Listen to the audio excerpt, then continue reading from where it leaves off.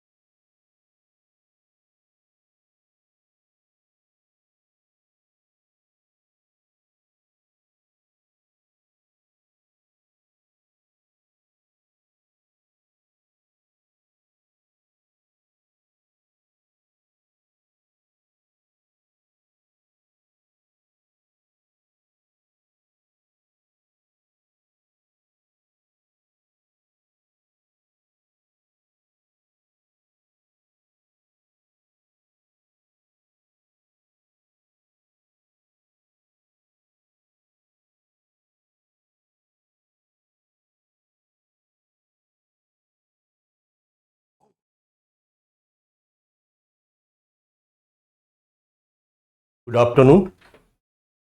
मेरी आवाज आ रही है? मैं सुनाई दे रहा हूँ, दिखाई दे रहा हूँ? Good afternoon. हमारे बच्चे गुड मॉर्निंग कर रहे हैं, उन्हें गुड मॉर्निंग, नमस्कार, जय भीम, राधे राधे, जय श्री राम, वालेकुम अस्सलाम।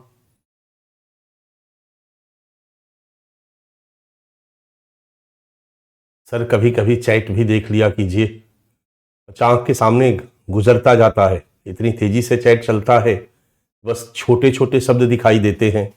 जय हिंद, गुड आफ्टरनून, बस यही दिखाई देता है। कोई भी लंबा वाक्य जो है वो जैसे ही मैं पढ़ने का प्रयास करता हूँ वो ऊपर चला जाता है। ये मान के चलो कि चैट को सारे चैट को पढ़ पाना, क्योंकि इस पे इतने बच्चे हैं, कठिनाई हो रही है। अभी जैसे रिवीजन तब तक ऊपर चला गया, मेरे सामने है। सर जी लेक्चर 2 का पीडीएफ नहीं मिला। सबका पीडीएफ दे दिया है मैंने बच्चा। मैं कमिंग 1-2 दिनों तक के लेक्चर का भी पीडीएफ दे दिया है। इसलिए दिया हूं ताकि इसका पीडीएफ का प्रिंट आप निकलवा लीजिए। फर्स्ट लेक्चर का पीडीएफ तो मैंने मंडे को ही दे दिया था जब शुरू हुआ था, जिसमें प्रीवियस ईयर क्वेश्चन था और सिलेबस था। इसके बाद की क्लास का जो पीडीएफ है वो भी मैं दे चुका हूं।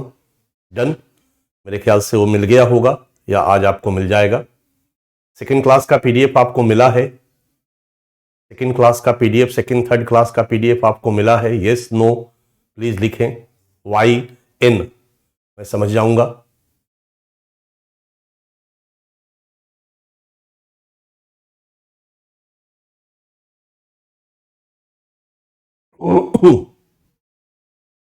नो नो, नहीं नहीं नहीं नहीं नहीं, मैंने दे दिया है बच्चा। मैं एक बार फिर से टीम को कॉल कर लेता हूं, मेरे ख्याल से टीम ने उसको भेज दिया होगा। ठीक है, मैं अभी बात करता हूं और अभी मैं 2-3 मिनट के अंदर में डलवाता हूं आपके मोबाइल पे।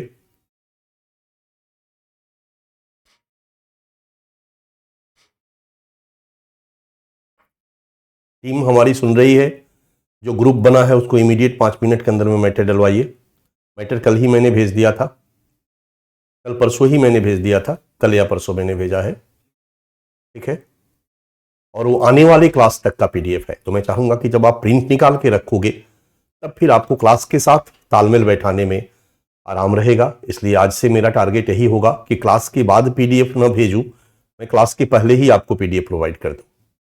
और क्लास आप करते समय पीडीएफ का प्रिंट हाथ में निकाल करके बैठे, हाथ में लेकर के बैठे, जैसे कॉपी होता है उस तरह से आपके पास पीडीएफ का प्रिंट हो और उसी पे आप टिक लगाते जाएं, अंडरलाइन करते जाएं, उसको देख करके पढ़ते जाएं, तो समझना आपके लिए आसान रहेगा। ठीक है।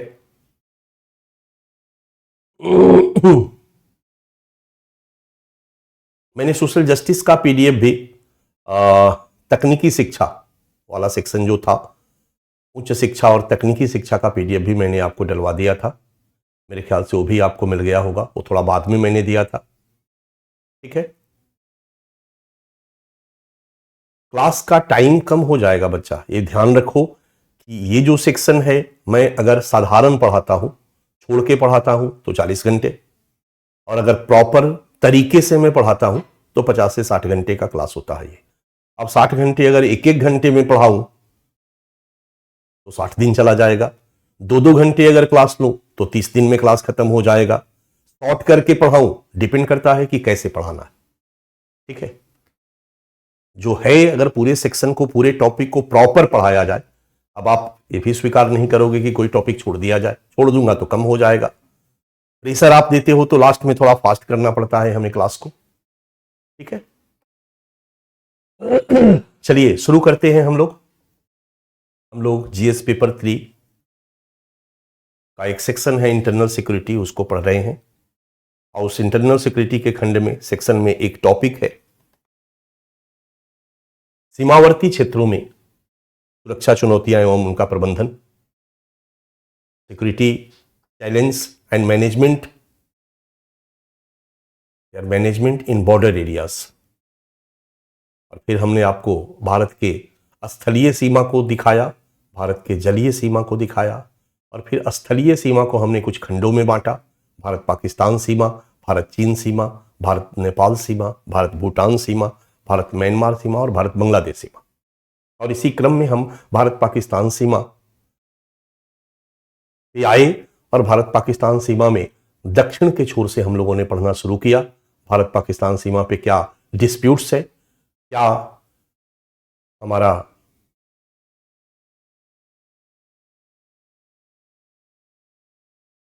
सीमा विवाद है। हमने इस सीमा को रेड क्लिफ जो लाइन है, एलओसी लाइन ऑफ कंट्रोल है, और फिर actual ground position line AGPL NJ 9842 से लेकर के इंदिरा कॉल तक का जो 110 किलोमीटर का एरिया है, उसके बारे में मैंने आपको समझाया।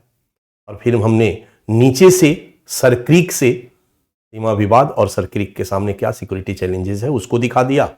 और फिर पाकिस्तान के साथ लगी हुई गुजरात की सीमा, पंजाब की सीमा और राजस्थान की सीमा पर क्या सुरक्षा चुनौतियां हैं, सांभा सेक्टर तक, उसके बारे में मैंने आपको बता दिया है। अब हम एलओसी लाइन ऑफ कंट्रोल यानी सांभा सेक्टर से एनजे 9842 तक जो जम्मू कश्मीर की सीमा से लगती है पाकिस्तान की सीमा, वहां पर क्या सीमा सुरक्षा चुनौतियां हैं उसको देखने जा रहे हैं। तो हम लोग आज कश्मीर की सीमा पर चलेंगे, जम्मू कश्मीर में जाएंगे, वहां की कश्मीर की सीमा पर चलेंगे और वहां पर क्या सिक्योरिटी चैलेंजेस है उसको देखने का प्रयास करेंगे। तो आज से थोड़ा सा पाकिस्तान के साथ हम कश्मीर सीमा को शेयर कर रहे हैं और वहीं पर सिक्योरिटी चैलेंजेस को देखने का प्रयास कर रहे हैं। और इसी के साथ एलओसी लाइन ऑफ कंट्रोल, ये भी एक सीमा विवाद है।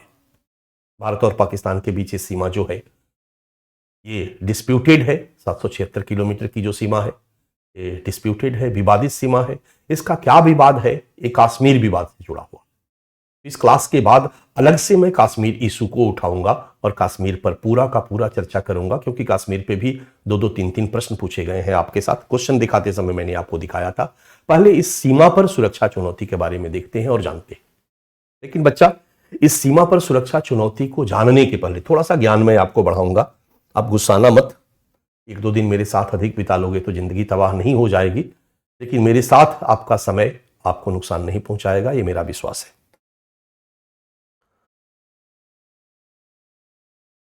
भूगोल आपने पढ़ लिया है, मेरी जानकारी में है, इसलिए मानचित्र का आपको ज्ञान होगा, मैप का आपको ज्ञान होगा। बस मैं थोड़ा सा सैर कराऊंगा और भारत पाकिस्तान के साथ सीमा सुरक्षा चुनौती पढ़ने के पहले अगल बगल के देश के बारे में थोड़ी सी समझ हम लोगों को होनी होगी।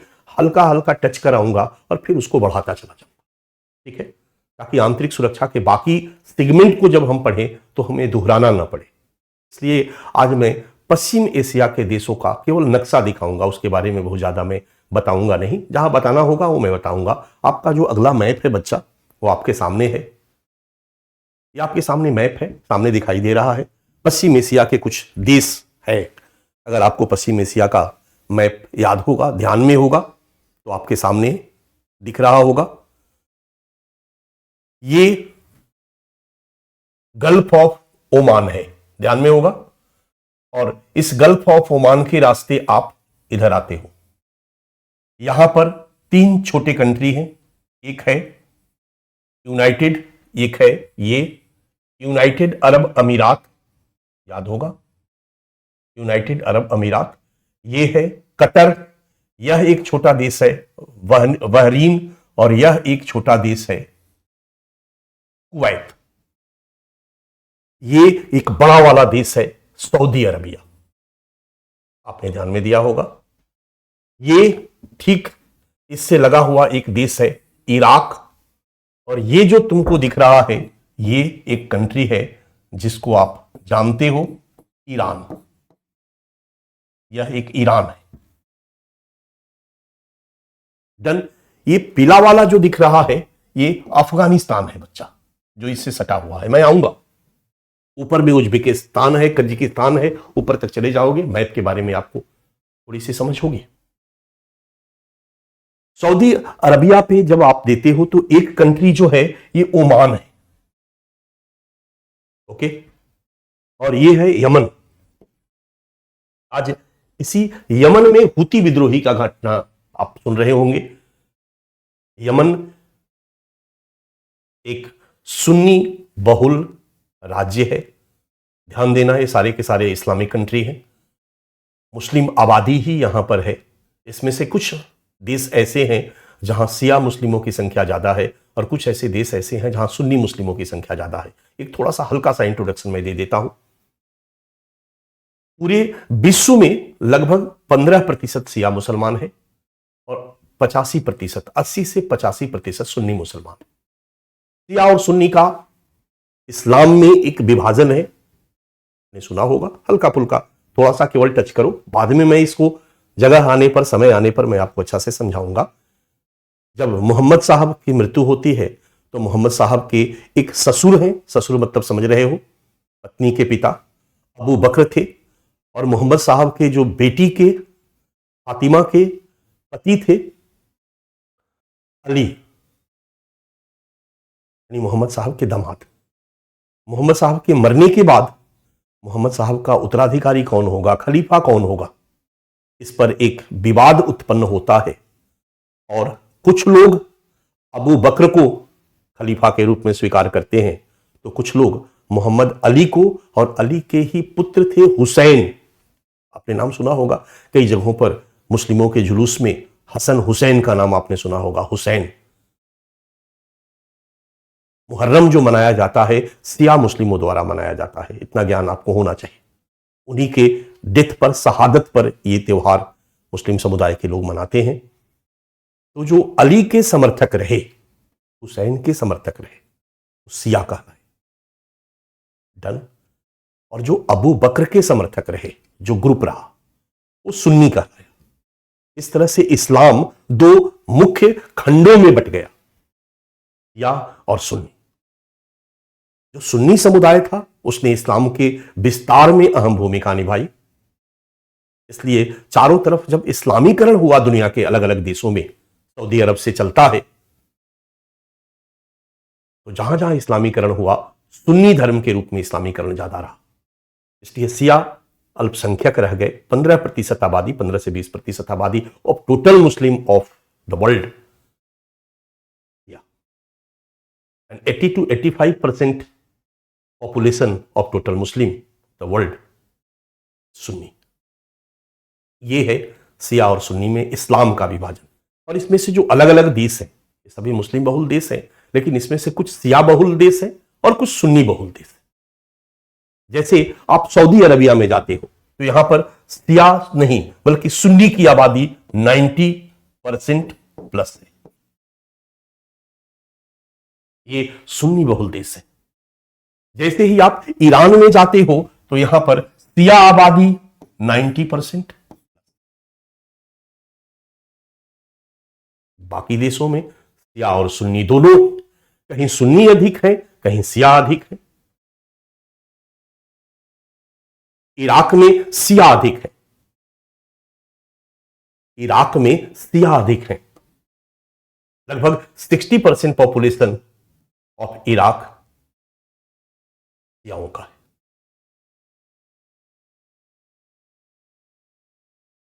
इराक चर्चा का विषय रहा है, इसलिए मैंने इराक के बारे में बता दिया। बाकी के बारे में जानो या नहीं जानो।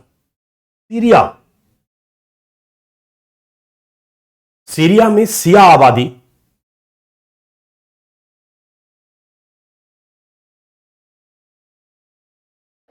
सुन्नियों से कम है। यहां सुन्नी ज्यादा, सिया आबादी कम है, लेकिन सीरिया के सत्ता पर सिया मुस्लिम का शासक है। ये सीरिया में विवाद का एक बहुत बड़ा कारण है। आगे हम लोग कभी सीरिया की चर्चा करेंगे। ये आपकी सीरिया की कहानी है, इराक की कहानी है, ये सीरिया है, आपका ध्यान में आ रहा होगा। उसी तरीके से यमन पे मैं आता हूं, तो यमन में सुन्नी बहुसंख्यक है और सिया अल्पसंख्यक है। और उन्हीं अल्पसंख्यक सिया सुन्नी की सत्ता है, वहां पर सुन्नी की सरकार है, और सुन्नी की सरकार को ये एक्सेप्ट नहीं करते। ये विद्रोही है। इन्हीं विद्रोहियों में एक विद्रोही है हुती विद्रोही, और ये हुती विद्रोही आजकल अमेरिका के, इजराइल के, इंग्लैंड के जो भी जहाज हैं उन पर लगातार अटैक करता है। मैप में एक चीज आपको दिख रहा होगा, यहां तक मैंने पहले कंट्री से परिचय आपको करा दूं। इधर ईरान, अफगानिस्तान, उधर मैं नहीं गया, इधर के पहले एरिया को देख लो आप। ये है टर्की, टर्की से फिर उधर यूरोप की कंट्री टच करती है। ये है मेडिटेरियन सी। यहां पर आपका एक कंट्री दिखाई देता होगा, यहां से आप ग्रीन जो देख रहे हो बच्चा, यहां से चले आओगे इजिप्ट, मिस्र, ठीक है। और ये जो है, ये जो समुद्र है, ये समुद्र है, और यहीं पे स्वेज नहर है। अच्छा, यहीं पे स्वेज नहर है जो मेडिटेरियन सी में चली जाती है, और विश्व व्यापार का एक बहुत बड़ा हिस्सा इसी नहर से यूरोप में जाता है। अगर भारत से जहाज के माध्यम से कोई सामान यूरोप भेजना है तो ये अफ्रीका का एरिया है, अफ्रीका के नीचे नीचे नहीं जाएगा, क्योंकि पूरा अफ्रीका का चक्कर लगाने में एक लंबा चक्कर पड़ेगा। अंडरस्टूड है?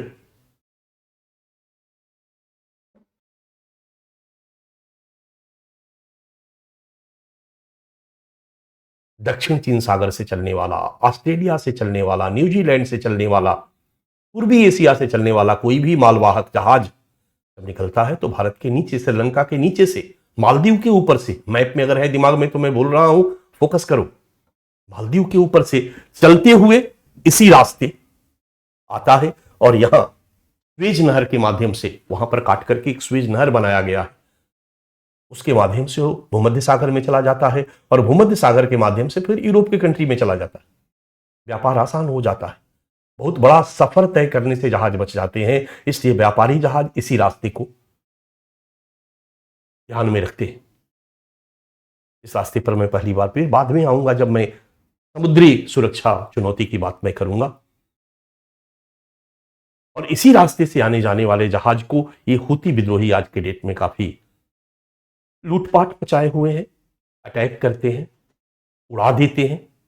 ये अभी इजराइल हमास युद्ध का परिणाम है। ये है आपका यमन की कहानी। यमन, ओमान, सऊदी अरबिया, ये बीच में सऊदी अरबिया सबसे बड़ा कंट्री है। ये पूरे के पूरे पश्चिम एशिया में ये सुन्नी को रिप्रेजेंट करता है, और ये जो है वो सिया को रिप्रेजेंट करता है। ईरान, क्योंकि ईरान में सिया पॉपुलेशन सबसे ज्यादा है, तो सिया को रिप्रेजेंट, सिया के इंटरेस्ट को रिप्रेजेंट ईरान करता है, और सुन्नी के इंटरेस्ट को रिप्रेजेंट सऊदी अरबिया करता है। इसलिए ईरान और सऊदी अरबिया दो गुट है, एक दूसरे के प्रतिस्पर्धी हैं, दोनों में नहीं पड़ती है। यहां का जो पोलराइजेशन है वो ईरान और सऊदी अरबिया के बीच है। यहां का झगड़ा जो है वो ईरान और सऊदी अरबिया के बीच रहा है। आईआर में भी आपने पढ़ा होगा, आपने समझने का प्रयास किया होगा। स्वाभाविक सी बात है कि भारत अगर ईरान के नजदीक जाएगा तो सऊदी अरबिया से तनाव होगा, सऊदी अरबिया के नजदीक जाएगा तो ईरान से तनाव होगा, क्योंकि इन दो देशों के बीच के संबंध भारत के साथ उसके संबंधों को भी निर्धारित करते हैं। यमन, ओमान, यूनाइटेड अरब अमीरात, कतर, बहरीन, कुवैत, यहां आप चले आओ। जॉर्डन, जॉर्डन के बाद ये जो रेड दिखाई दे रहा बच्चा, ये है इजराइल।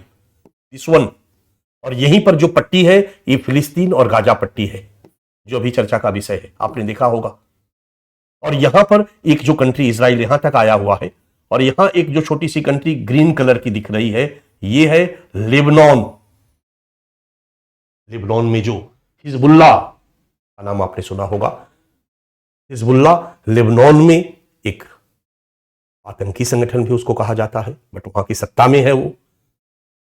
लेबनान में शिया भी हैं, सुन्नी भी हैं और ईसाई भी, तीनों है। लगभग 30-35% शिया आबादी है, और शिया आबादी को रिप्रेजेंट करता है कौन? हिजबुल्लाह।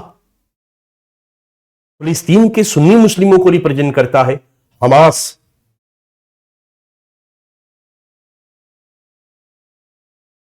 अब हिजबुल्लाह को सपोर्ट कौन करेगा?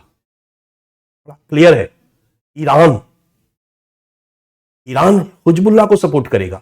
हुती को सपोर्ट कौन करेगा? ईरान, क्योंकि हुती भी शिया विद्रोही है, हिजबुल्लाह भी शियाओं को रिप्रेजेंट करने वाला दस्ता है। तो स्वाभाविक सी बात है कि ईरान यमन में हुतियों के साथ खड़ा रहेगा, ईरान लेबनान में हिजबुल्लाह के साथ खड़ा रहेगा, ईरान सीरिया में जो सीरिया की सत्ता पे असद की सरकार है, असद का नाम आपने सुना होगा, सीरिया में असद की सरकार है और असद शिया है, निश्चित तौर पर वो असद की सरकार के पक्ष में खड़ा रहेगा। और वहां सुन्नी विद्रोही है, तो सऊदी अरबिया निश्चित तौर पर वहां सुन्नियों के साथ खड़ा रहेगा। बड़ा क्लियर है यहां का समीकरण। एक बार और विस्तारित रूप से मैं चर्चा करूंगा, बट थोड़ा सा मैंने टच करा दिया, तो ज्यादा दिमाग मत लगाइए, क्योंकि आपने पढ़ा है इसलिए मैं थोड़ा सा चर्चा कर दिया। ये यहां का समीकरण। इसके बाद यूएसएसआर जब खत्म हुआ, सोवियत संघ जिसका नाम है, तो ढेर सारे कंट्री इधर निकल करके सामने आए।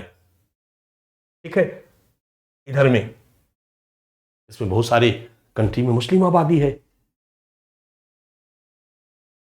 ये है बच्चा पश्चिम एशिया का एक परिचय। और इधर से फिर मिस्र और फिर सूडान, नीचे सोमालिया, ढेर सारे कंट्री, दक्षिण अफ्रीका के कंट्री। अफ्रीका का महादेश आपके दिमाग में होगा। ये है पश्चिम Asia, Saudi Arabia, Iraq, Syria, Jordan, Lebanon, Israel, Palestine, Yemen, Oman, और इधर में ये समुद्र का जो एरिया है, ये समुद्री एरिया है, पानी वाला एरिया है, यहां तक सब। और ये है ईरान। इसी ईरान में यहां पर है चाबाहार, याद होगा, और उससे सटा हुआ अफगानिस्तान, और इधर पाकिस्तान, अफगानिस्तान के नीचे पाकिस्तान। मैं जस्ट अगले मैप में और कंसेप्ट आपका क्लियर करता हूं, ध्यान से देखिए। इसी मैप का एक बड़ा रूप आ रहा है, ईरान। अब ईरान से जुड़ा हुआ जो वहां पीला था, इसको अफगानिस्तान। ये है तुर्कमेनिस्तान। ये जो यहां पर ये जो एरिया था ईरान से सटा हुआ, इसको Turkmenistan. Turkmenistan, Afghanistan, Iran, Pakistan, Kazakhstan, Kyrgyzstan, ठीक है, उज्बेकिस्तान। फिर धीरे धीरे चले जाओगे तो रूस की तरफ चले जाओगे। ये सभी पहले सोवियत संघ के पार्ट हुआ करते थे। जब सोवियत संघ का विघटन हुआ तो ये सब अलग अलग देश बन गए। इनमें से कुछ ऐसे देश हैं जो इस्लामिक कंट्री से सटे हुए हैं, जहां के लोगों का इस्लामीकरण हुआ है, मुस्लिम आबादी यहां पर ज्यादा है। और फिर यहां से सटा हुआ फिर ये चाइना आ गया, और चाइना के बाद बच्चा ये इंडिया आ गया। तो ईरान, अफगानिस्तान, देखते जाओ, पाकिस्तान और इंडिया। अब जैसे जम्मू कश्मीर पे हम आते हैं तो पाकिस्तान के साथ हमारा नाता बनता ही बनता है, और जम्मू कश्मीर में आने पर पाकिस्तान के साथ जब हमारा नाता बनता है, तो इस नाता को हम थोड़ा और डिटेल में देखते हैं। तो अगले मैप में मैं केवल इस 3 कंट्री तक सीमित करता हूं, ईरान, अफगानिस्तान, पाकिस्तान। और पाकिस्तान के बाद इंडिया, और इंडिया का जो उत्तर वाला इलाका है, ऊपर वाला इलाका है, जम्मू कश्मीर का इलाका है।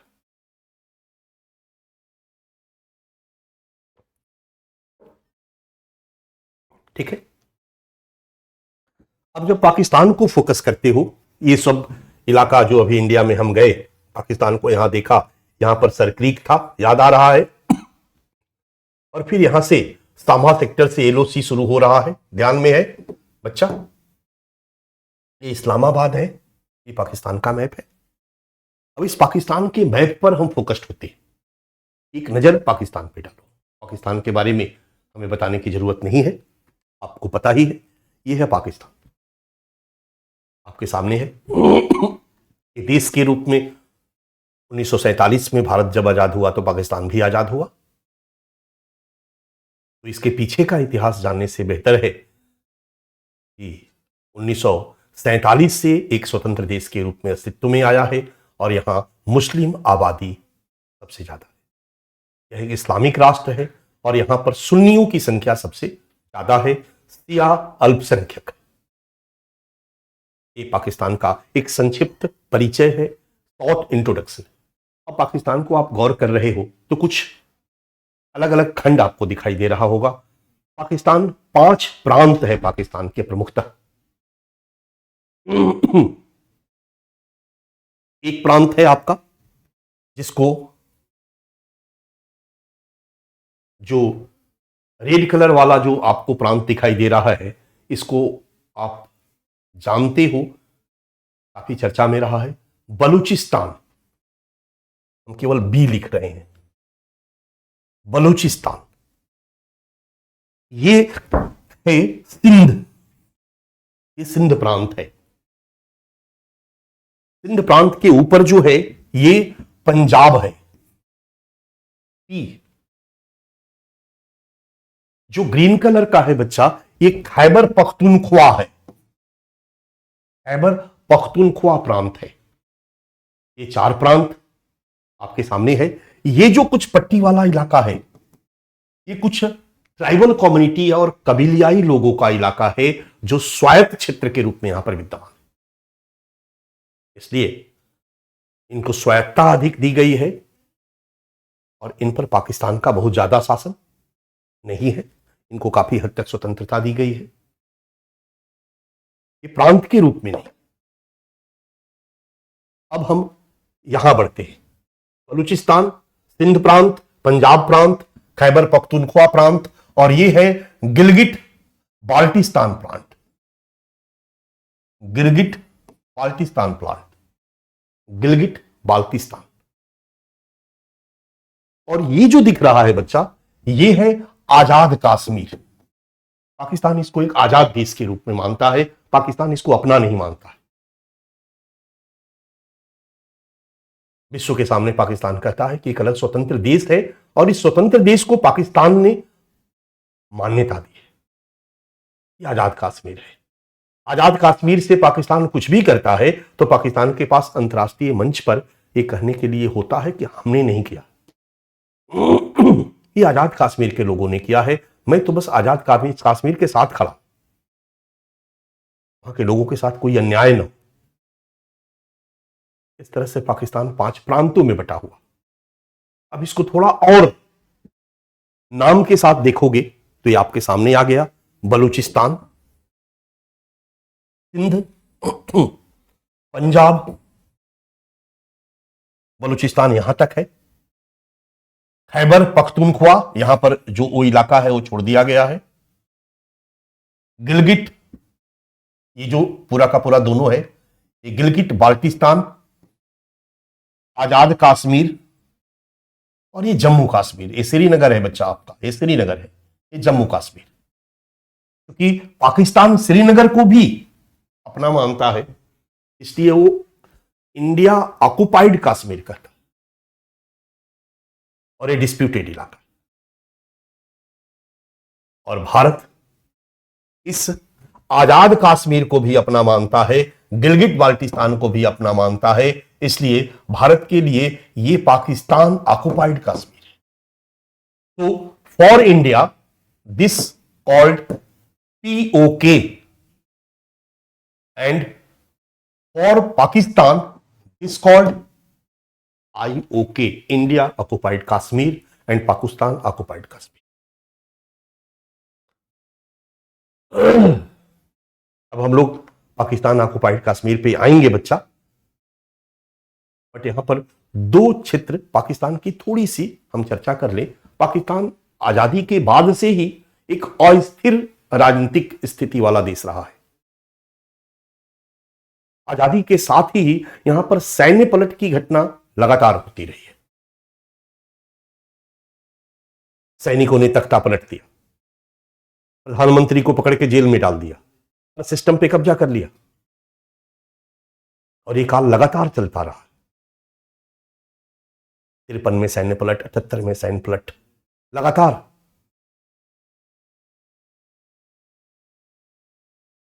कुछ लोगों ने सैन्य पलट करने के बाद पाकिस्तान के सत्ता पर बैठ के राष्ट्रपति बन गए, तो कुछ जनरल के रूप में ही पूरे पाकिस्तान की राजनीति को अपने उंगलियों पे नचाते रहे।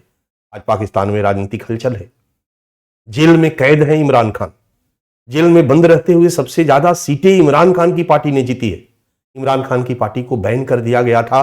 निर्दलीय उम्मीदवार के रूप में इमरान खान की पार्टी के सभी सदस्य चुनाव जीते हैं, लेकिन चूंकि वहां के सैन्य जनरल का, सेना के हेड का समर्थन नहीं होने के कारण इमरान खान जेल में है, और नवाज शरीफ और मिलीजुली सरकार का वहां गठन हो रहा है। देखो, तो पूरे पाकिस्तान पर परोक्ष नियंत्रण सेना का है। नाम का डेमोक्रेटिक कंट्री है, लेकिन परोक्ष नियंत्रण सेना का है।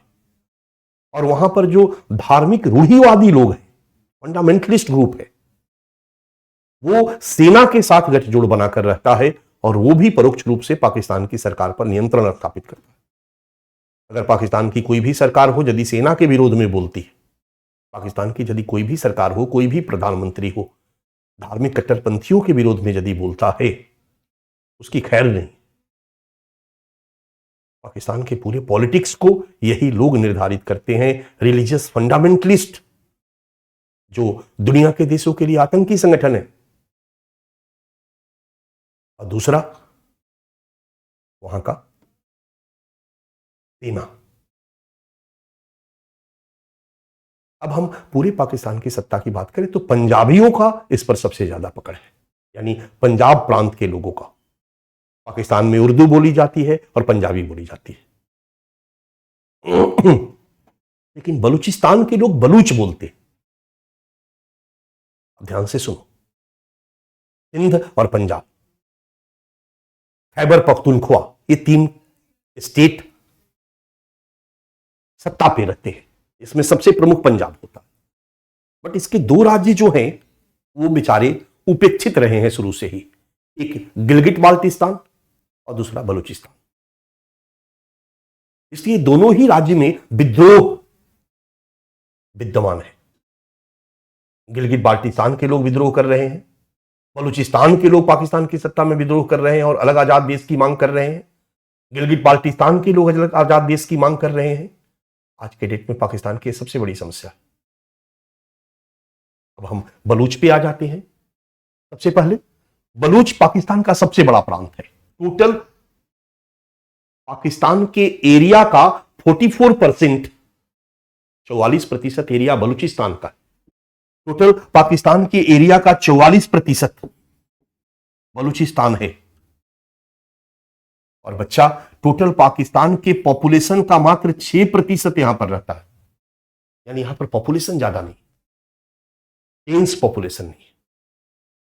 टोटल पाकिस्तान के पॉपुलेशन का 6% population in Balochistan, and total Pakistani area का 44% एरिया इन बलूचिस्तान और बलूचिस्तान।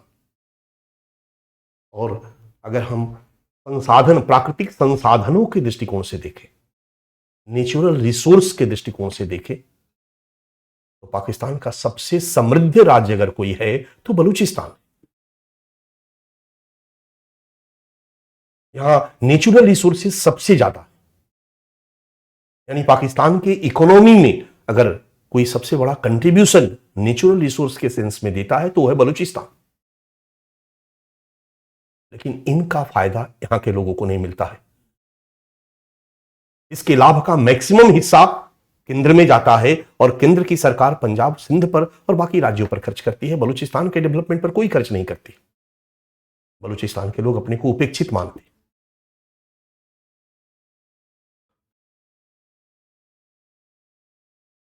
बलूचिस्तान के लोगों को लगता है कि हमारी संस्कृति अलग है, हम बलूच हैं, और ये बलूच एथनिक ग्रुप जो है वो अफगानिस्तान में भी है, यानी बलूच लोग अफगानिस्तान में भी है, बलूच लोग ईरान में भी है, और बलूच लोग पाकिस्तान में भी है, बलूचिस्तान में।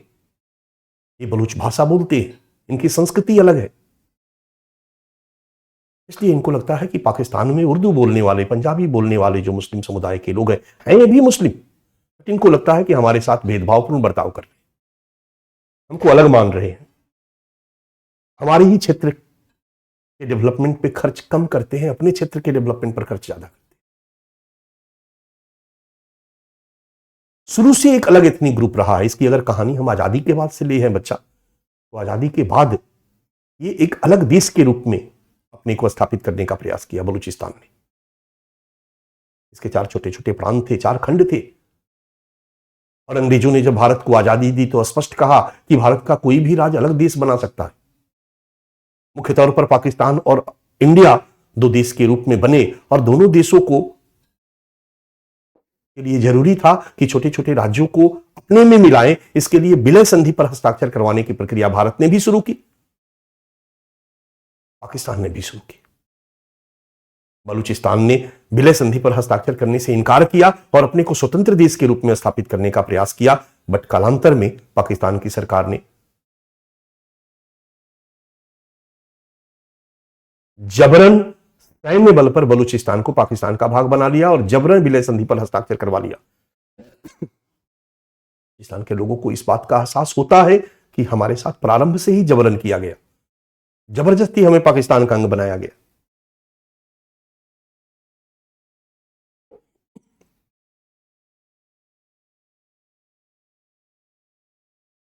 बलूचिस्तान एक तरफ प्राकृतिक संसाधनों से अकूत भरा है, तो दूसरी तरफ बलूचिस्तान का एक बहुत बड़ा समुद्री सीमा है। आप देख रहे हो नीचे, अगर सिंध के इस छोटे से एरिया को हटा दिया जाए तो पाकिस्तान का एक बहुत बड़ा समुद्री सीमा जो है ग्वादर, यहां तक ईरान के कोने तक, शेयर किसके साथ करता है बच्चा? ये बलूचिस्तान के साथ करता है। और अंतर्राष्ट्रीय कानून के अनुसार किसी भी देश के समुद्री तट से 200 समुद्री मील, 200 नॉटिकल माइल तक का एरिया उस देश का होता है। हमेशा याद रखो, 200 समुद्री मील तक के अंदर समुद्री सतह पर पाए जाने वाले जितने भी प्राकृतिक संसाधन है उन पर अधिकार उस देश का होता है। तो आप समझ सकते हो कि बलूचिस्तान को एक अलग देश बना दिया जाए तो इसको कितना बड़ा फायदा होगा। इतना बड़ा एरिया, मात्र 6% आबादी, प्राकृतिक संसाधनों का 40% भाग इसी एरिया में, समुद्र का एक बहुत बड़ा प्राकृतिक संसाधन इसके पास। ये लोग तो एकदम सबसे समृद्ध होने चाहिए, और इतना इनकम को अगर मात्र 6% लोगों में डिस्ट्रीब्यूट किया जाए तो बताने की जरूरत नहीं है कि यहां की क्या स्थिति होगी। लेकिन सबसे गरीबी में रहने वाला अगर कोई समुदाय है तो बलूचिस्तान के बलूच लोग हैं। इसलिए यहां के लोग संगठन बना करके, कई ऐसे संगठन हैं, अपना आर्मी बना करके यहां विद्रोह कर रहे हैं, पाकिस्तान से आजादी की मांग कर रहे हैं, पाकिस्तान से अलग होने के लिए अपना लड़ाई लड़ रहे हैं। पाकिस्तान की सेना लगातार इनका नरसंहार करती है, इन नेताओं को गायब कर देती है। ये नेता इंग्लैंड में बैठकर बबूती, ये नेता इंग्लैंड में बैठ करके बलूचिस्तान में विद्रोह को लीडरशिप देते हैं, नेतृत्व करते हैं।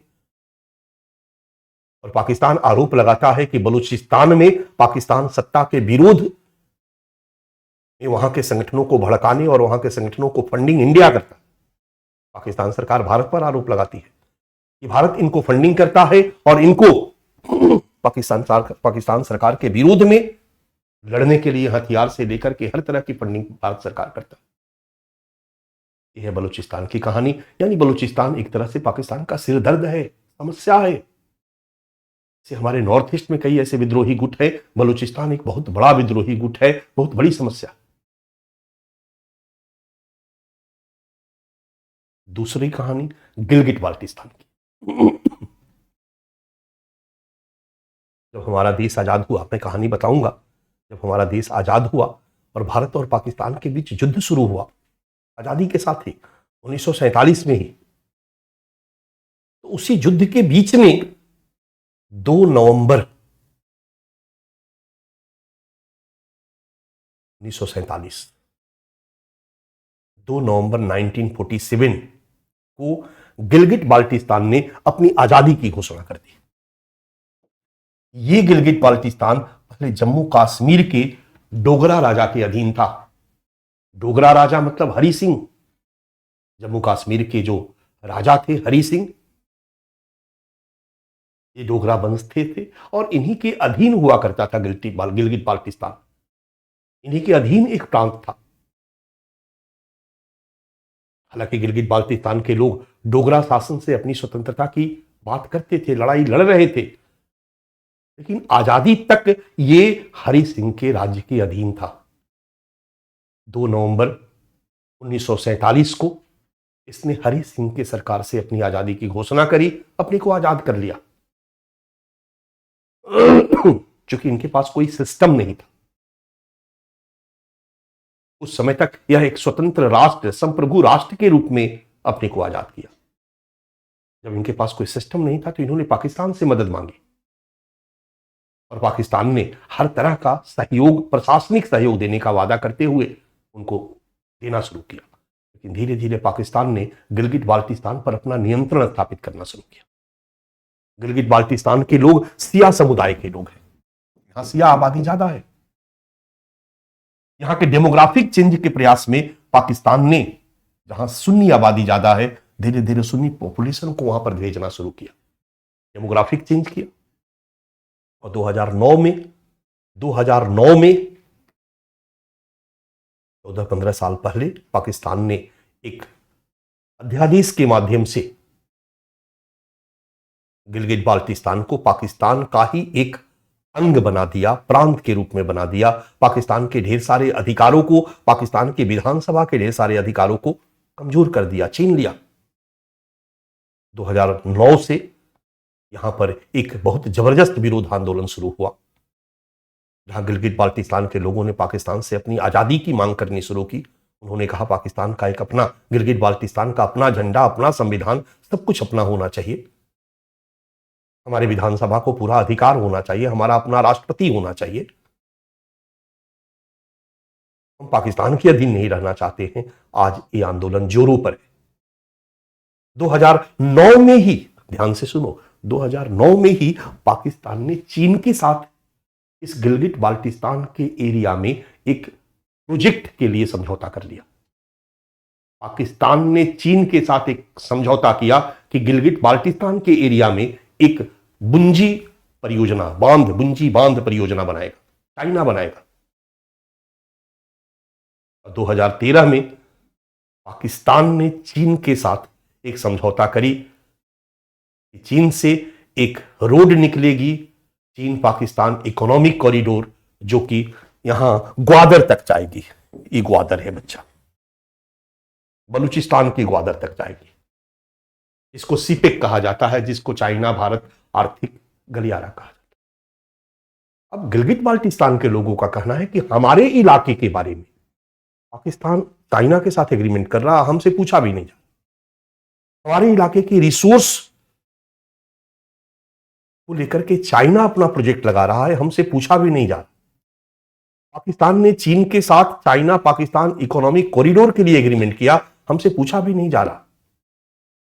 और विकास के लाभों से हमें वंचित कर दिया जा रहा है, क्योंकि केंद्र की सत्ता पर सिंध, पंजाब और खैबर पख्तूनख्वा के लोग बैठे हुए, वो विकास का अधिकांश लाभ अपने क्षेत्रों में ले जाते हैं और ऊंचे पद पर वही लोग विराजमान हैं, और हम यहां वंचित हैं, उपेक्षित हैं।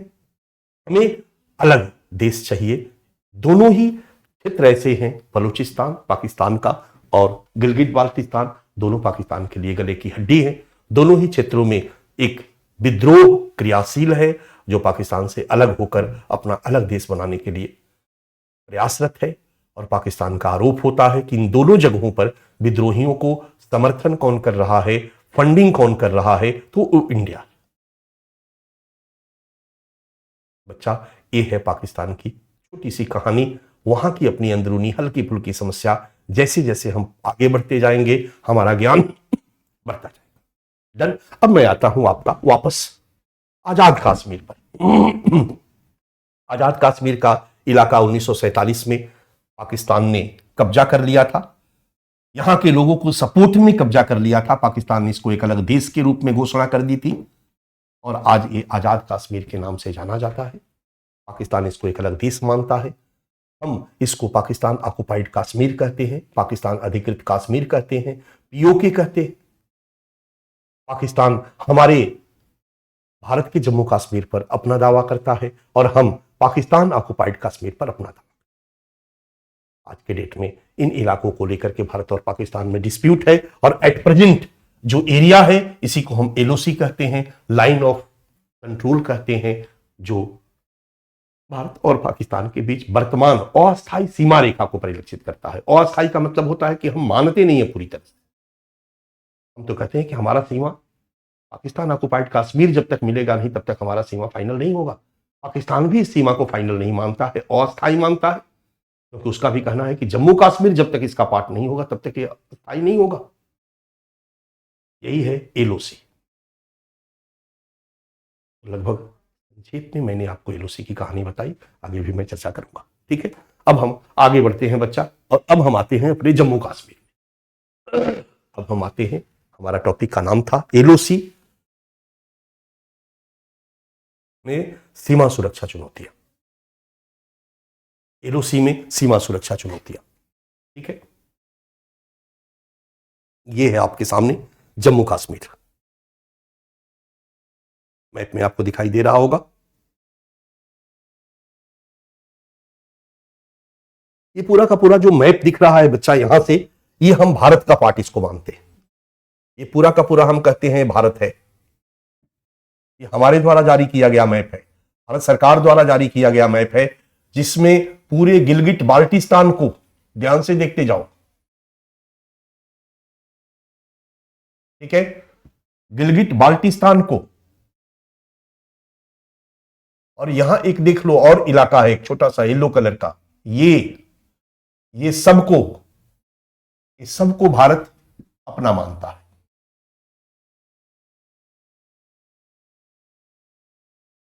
भारत जम्मू कश्मीर का पार्ट मानता है। ओके, क्लियर है। ये जो एरिया है, मैं दूसरा कलर में इंक ले रहा हूं बच्चा, पीला। ये जो एरिया है ये अभी एलओसी है, यानी भारत का नियंत्रण इसी पर है। दिख रहा है?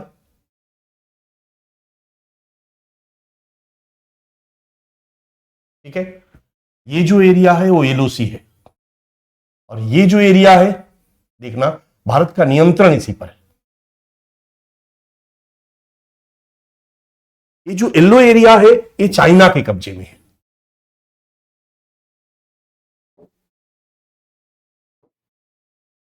ये जो है ये चाइना के कब्जे में है,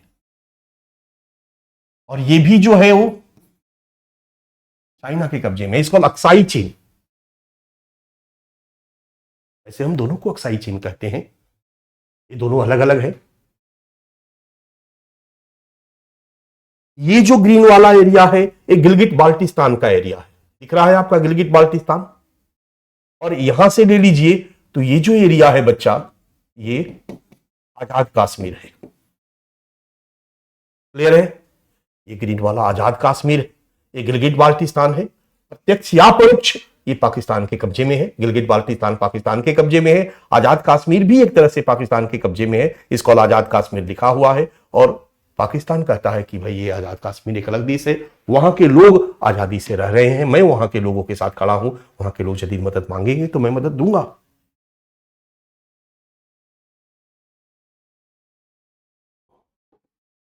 इस तरह से जम्मू कश्मीर का जो इलाका है बच्चा, वो एक ट्रायंगल बना हुआ। ट्रायंगल इन द सेंस, कुछ इलाके हमारे पाकिस्तान के कब्जे में है, कुछ इलाके हमारे चीन के कब्जे में है, कुछ हमारे कब्जे में है। इसे जम्मू कश्मीर के क्षेत्र को, खास करके अक्साई चीन वाला क्षेत्र, और ऊपर में जो एक अक्साई चीन है जिसको हम संगम वैली के नाम से जानते हैं, ये दोनों चाइना के कब्जे में है और चाइना के साथ डिस्प्यूटेड एरिया है। और आजाद कश्मीर और गिलगिट बाल्टिस्तान पाकिस्तान के कब्जे में है, और ये भी पाकिस्तान के साथ हमारा डिस्प्यूटेड एरिया। और जो बचा हुआ है यह भारत का जम्मू कश्मीर का इलाका। और जो भारत के साथ जो सीमा है फिलहाल अस्थायी सीमा, इसको हम लाइन ऑफ कंट्रोल कहते हैं, एलओसी कहते हैं, जो साम्हा सेक्टर से, कल हम लोगों ने पढ़ा था, इसको साम्हा सेक्टर से, right, this one Samba sector, Samba sector से एनजे 9842 तक, दिस वन एनजे 9842 तक, ध्यान से देखो, दिस वन एनजे 9842 तक एलओसी कहलाता।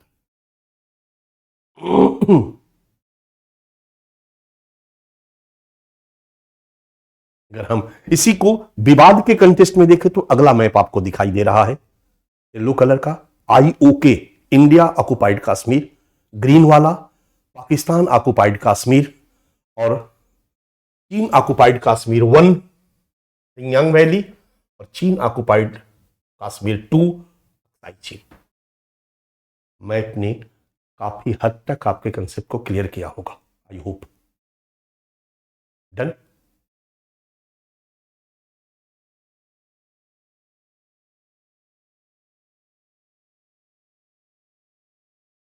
यही है जम्मू कश्मीर का सीमावर्ती क्षेत्र।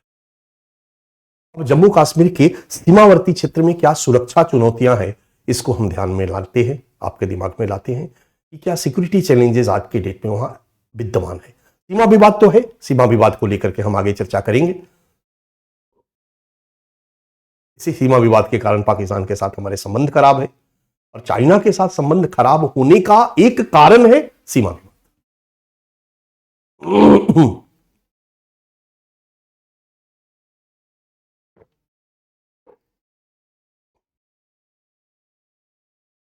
एलओसी पर सुरक्षा चुनौतियां जो हमारा है, इनमें हम पहली सुरक्षा चुनौती कह सकते हैं यहां सीमावर्ती क्षेत्रों में अलगाववाद और आतंकवाद को प्रोत्साहन, एक बहुत बड़ी सुरक्षा चुनौती है। अलगाववाद और आतंकवाद को प्रोत्साहन, पहला, सीमावर्ती क्षेत्रों में ढेर सारे यहां पर आतंकी संगठन सक्रिय हैं। इन आतंकी संगठनों को पाकिस्तान से समर्थन मिलता है, और ये आतंकी संगठन भारत में जम्मू कश्मीर में आतंकवाद को संपोषित करते हैं, प्रोत्साहित करते हैं। जम्मू कश्मीर के लोगों को आतंकी बनाते हैं, उनको कन्विंस करते हैं, उनको ब्रेन वॉश करते हैं धर्म के नाम पर या जम्मू कश्मीर की आजादी के नाम पर, और उन्हीं के माध्यम से यहां हिंसक गतिविधियों को अंजाम दिलवाते हैं। जम्मू कश्मीर के युवाओं को पाकिस्तान में प्रश्रय दिया जाता है। जम्मू कश्मीर के बॉर्डर पे पाकिस्तान के साइड में ढेर सारे ट्रेनिंग कैंप हैं, आतंकी संगठनों द्वारा ये संचालित किए जाते हैं। वहां के फोर्सेस का भी, सेना का भी समर्थन होता है, आईएसआई का समर्थन होता है, और वहां पर ट्रेंड करके इन आतंकियों को भारत में भेज दिया जाता है, जबकि अन्य क्षेत्रों में, पहले जम्मू कश्मीर में, आज भारत के अन्य क्षेत्रों में, और वो आकर के आतंकी घटनाओं को अंजाम देते हैं। सीमावर्ती क्षेत्र में अलगाववाद और आतंकवाद को प्रोत्साहन, हमने हेडिंग डाला। अलगाववाद का मतलब होता है भारत से अलग देश की मांग। पाकिस्तान में बैठे जो अलगाववादी संगठन है, आतंकी संगठन है, वो पाकिस्तान सरकार की सह पर जम्मू कश्मीर के लोगों को गुमराह करते हैं, उनको इस बात के लिए प्रेरित करते हैं कि वो भारत से अलग आजादी की मांग करे, भारत से अलग होकर अपने को पाकिस्तान में विलय करने की मांग करे, वो मांग करे कि पाकिस्तान में जम्मू कश्मीर का विलय कर दिया जाए। धर्म के नाम पर उनको मोबिलाइज करते हैं और उनको भारत से अलग होने के लिए प्रेरित करते हैं, और इसके लिए वो आतंकी घटनाओं को अंजाम दिलवाते हैं।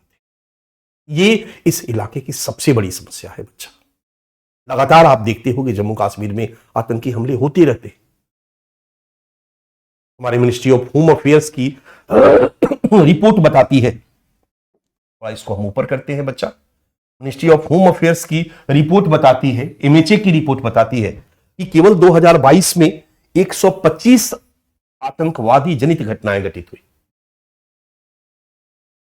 और इस घटना में 32 सुरक्षा बल के लोग मारे गए, 31 आम नागरिक मारे गए, आतंकी भी मारे गए। निश्चित तौर पर ये बॉर्डर एरिया की एक सबसे बड़ी सिक्योरिटी थ्रेट्स है, सिक्योरिटी चैलेंजेस है।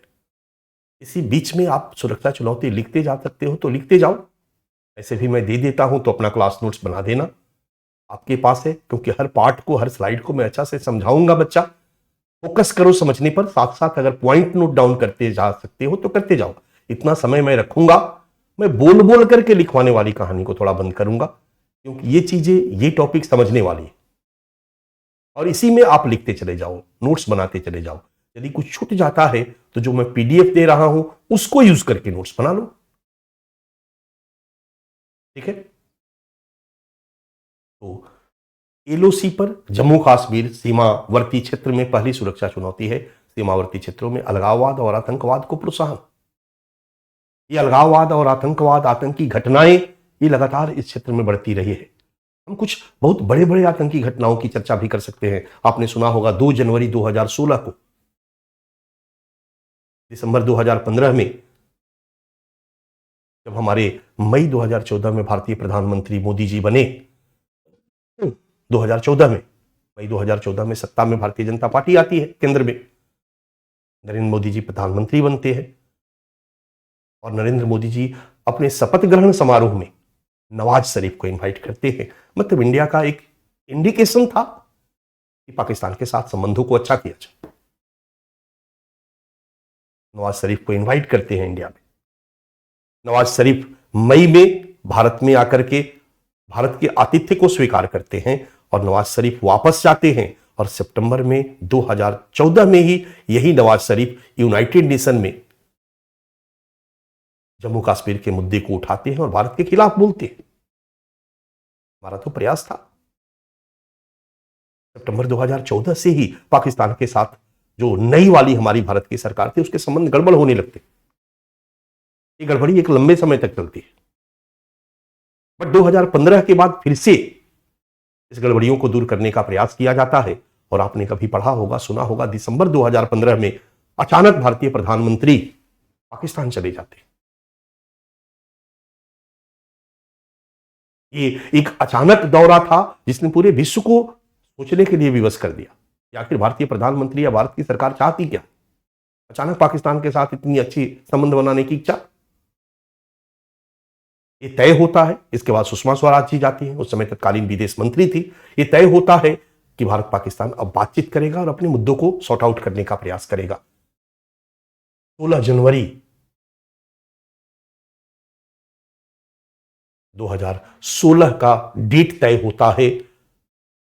भारत के रक्षा सचिव एस जयशंकर की पाकिस्तान में यात्रा तय होती है कि दोनों बैठ के दोनों देश के विदेश सचिव बात करेंगे, समस्या को सॉर्ट आउट करने का प्रयास करेंगे। उसी बीच 2 जनवरी 2016 को पठानकोट टेरर अटैक होता है। पंजाब में पठानकोट में एक आतंकी हमला को अंजाम दिया जाता है। 2 जनवरी 2016 पठानकोट टेरर अटैक, और भारत के 7 जवानों को आतंकियों के द्वारा मार दिया जाता है। हालांकि 5 आतंकी भी मारे जाते हैं। भारत को एक अच्छा नहीं लगता है कि हम एक तरफ संबंधों को ठीक करने का प्रयास कर रहे हैं और उधर पाकिस्तान समर्थित आतंकी संगठन भारत में आतंकी हमले कर रहे हैं। 16 जनवरी की वार्ता को भारत रद्द कर देता है और तब से लेकर आज तक भारत पाकिस्तान के संबंध लगातार बिगड़ते जाते हैं, बिगड़ते गए हैं, बिगड़ते गए हैं, कोई सुधार नहीं। पठानकोट अटैक के बाद कुछ और महत्वपूर्ण आतंकी हमले की अगर हम बात करें तो 18 सितंबर 2016 को उरी टेरर अटैक का नाम आपने सुना होगा। उरी आतंकी हमला, इस आतंकी हमले में 19 हमारे जवान शहीद होते हैं। अचानक आतंकी संगठन घात लगा करके कैंप पे हमला करते हैं और हमारे जवानों को मार डालते। इस पर फिल्में भी बनाई गई है, आपको याद होगा। बट अब भारत चुप रहने वाला नहीं है। आपको यदि याद होगा तो इसी उरी अटैक के जवाब में 27-28 सितंबर को भारत सर्जिकल स्ट्राइक करता है और पाकिस्तान में घुस करके आतंकी संगठनों के बेस को तबाह करता है और कई आतंकी संगठनों, आतंकियों को मारता है। हम सुना होगा आपने सर्जिकल स्ट्राइक। इसी के काउंटर में भारत ने कार्रवाई की। इसके बाद एक और बड़ा अटैक हमारे आतंकी संगठन करते हैं फरवरी 2019 में, 14 फरवरी 2019 में पुलवामा टेरर अटैक, और इसमें लगभग 40 सीआरपीएफ के जवान मारे जाते हैं। ये सीआरपीएफ के जवान रास्ते में बस से जा रहे होते हैं और घात लगा करके आतंकी संगठन हमला करते हैं, उड़ा देते हैं, और इसमें 40 सीआरपीएफ जवान मारे जाते हैं। सरकार इस पर भी चुप नहीं बैठती है और इमीडिएट इसका बदला लेती है, और बालाकोट एयर स्ट्राइक जो है वो इसी घटना के रिएक्शन में भारत सरकार दिखाती है।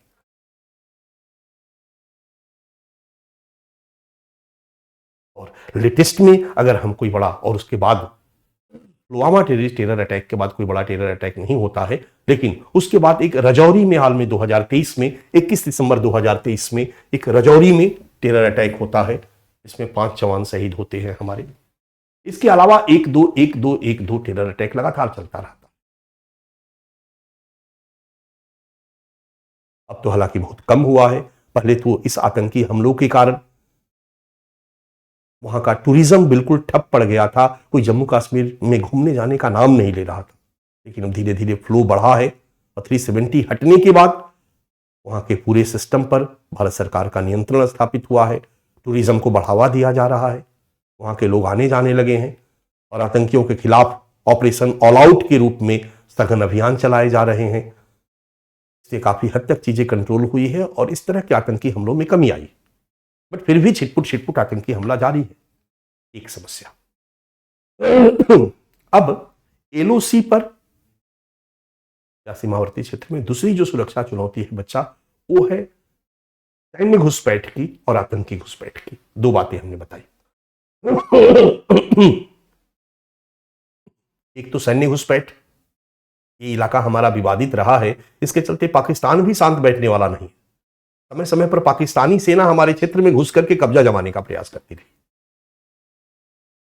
समय समय पर पाकिस्तानी सेना हमारे क्षेत्र में घुस करके कब्जा जमाने का प्रयास करती रही है।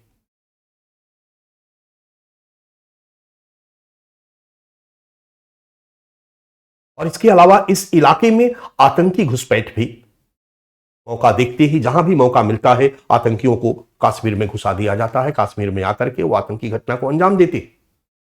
फिल्में देखते हो तो बताने की, ये सब पहलू बताने की जरूरत नहीं है, इसके बारे में कंसेप्ट आपका मेरे से ज्यादा क्लियर है।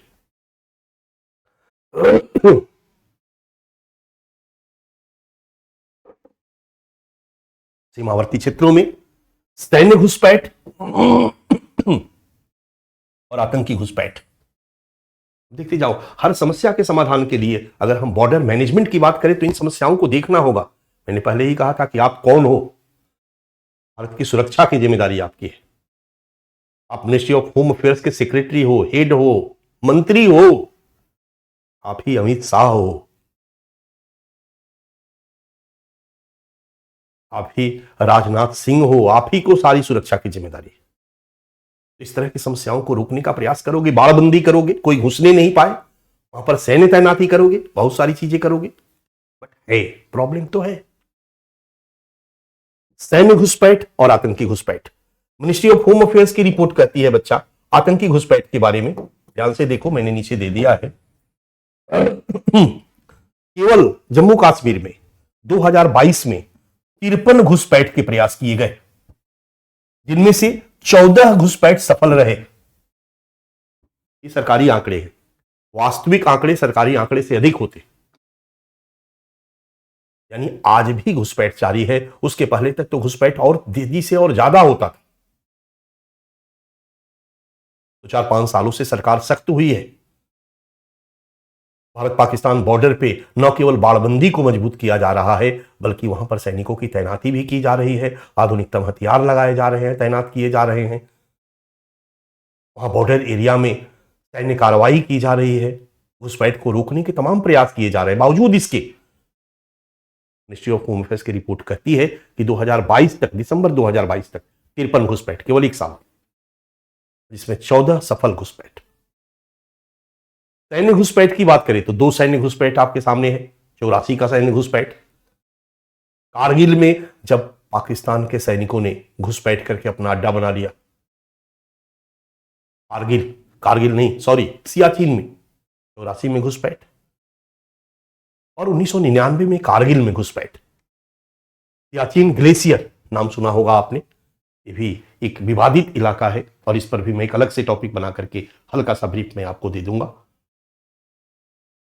जब 1972 में भारत पाकिस्तान के साथ शिमला एकॉर्ड साइन हुआ था, तो भारत और पाकिस्तान दोनों ने इस बात पर सहमति व्यक्त की थी कि सियाचिन ग्लेशियर का जो इलाका है वो बड़ा ठंड है, कि -32, 33, 34, 35 डिग्री तक टेम्परेचर चला जाता है, -32 डिग्री तक। सोचो, यहां पर अगर सैनिकों को रखेंगे तो सैनिक ऐसे ही मर जाएंगे। इसलिए भारत पाकिस्तान सहमत हुए थे कि ये नो मैन लैंड होगा, यहां पर कोई भी देश अपना सेना नहीं रखेगा। इसलिए जब बाउंड्री बनाई गई तो NJ 9842 तक बनाई गई, याद आ रहा? NJ 98 सामा सेक्टर से NJ 9842 तक, उसके आगे के बाउंड्री को छोड़ दिया गया, उस इलाके में कोई नहीं जाएगा। लेकिन इन 1984 पाया गया कि पाकिस्तान वहां घुसपैठ कर चुका है और पाकिस्तान बर्फ पे तंबू डाल के बैठा हुआ है अपना अड्डा बना करके। तब जाकर के भारतीय सेना ने उन पाकिस्तानियों को वहां से भगाने के लिए एक ऑपरेशन चलाया, इसको ऑपरेशन मेघदूत, ऑपरेशन मेघदूत। और इस ऑपरेशन मेघदूत के द्वारा पाकिस्तान के सैनिकों को वहां से भगा दिया और वहां पर अपना कब्जा जमा लिया। यही है सियाचिन घुसपैठ।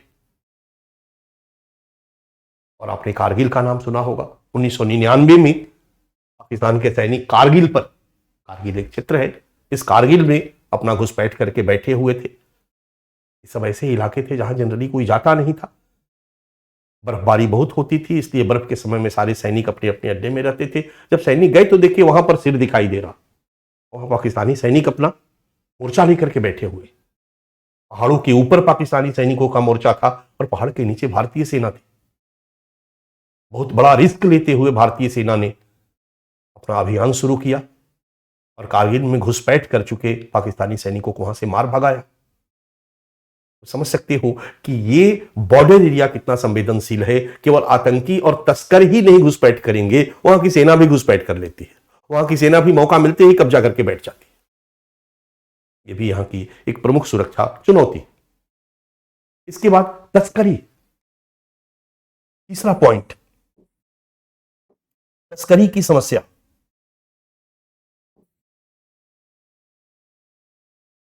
लाइन ऑफ कंट्रोल पर तस्करी की समस्या भी एक प्रमुख समस्या है।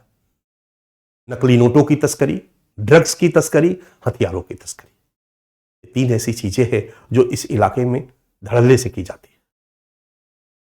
यहां से नकली नोट नेपाल के रास्ते भी आते रहे हैं नकली नोट, बट ये एरिया भी नकली नोटों की तस्करी का बहुत बड़ा एरिया है कि भारत पाकिस्तान के साथ छिद्रित सीमा है। और खास करके जम्मू कश्मीर का जो एरिया है बच्चा, वो बॉर्डर पहाड़ों का एरिया है। यहां पर कोई बाउंड्री नहीं बनाई जा सकती है, बाड़बंदी नहीं की जा सकती है। अचानक पहाड़, फिर नीचे, तो पहाड़ में नीचे जहां भी मौका मिला घुसपैठ बड़ा आसान हो जाता है। इसलिए पाकिस्तान से तस्कर या आतंकी आसानी से जम्मू कश्मीर में घुस जाते हैं, ड्रग्स लेकर के, पैसा लेकर के, नकली नोट लेकर के, हथियार लेकर के। तो तस्करी की समस्या भी जम्मू कश्मीर के साथ लगी हुई पाकिस्तान सीमा पर, LOC पर एक प्रमुख सुरक्षा चुनौती है। सरकार इस सुरक्षा चुनौती को रोकने के लिए भी अपना एक बॉर्डर मैनेजमेंट के दिशा में काम कर रही है। क्या कर रही है हम लोग मैनेजमेंट में पढ़ेंगे। एक और सुरक्षा चुनौती हम यहां पर देखते हैं, पाकिस्तान के समर्थन से जम्मू कश्मीर में कई ऐसे लोग हैं जो भारत के खिलाफ जम्मू कश्मीर के लोगों को भड़काने का प्रयास करते हैं। जम्मू कश्मीर के लोगों में नेशन बिल्डिंग नहीं होने देते हैं, जम्मू कश्मीर के लोगों में राष्ट्रवाद की भावना को विकसित होने नहीं देते। चौथा,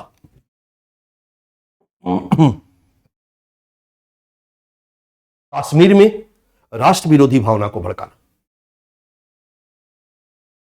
जम्मू कश्मीर में यही वो लोग हैं जो भारतीय सेना पर पत्थरबाजी करते हैं, यही वो लोग हैं जो दीवालों पर लिखते हैं गो आउट इंडियंस।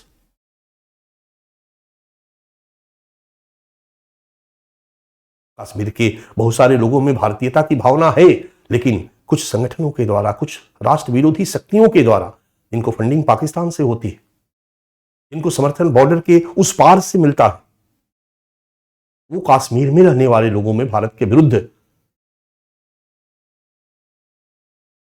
राष्ट्र विरोधी भावना को भड़काते हैं, उनको भारत के विरुद्ध खड़ा करते हैं। अगर किसी भी देश के किसी क्षेत्र में अगर राष्ट्र विरोधी भावनाएं भड़केगी, को प्रोत्साहन होगा, आतंकवाद को प्रोत्साहन होगा।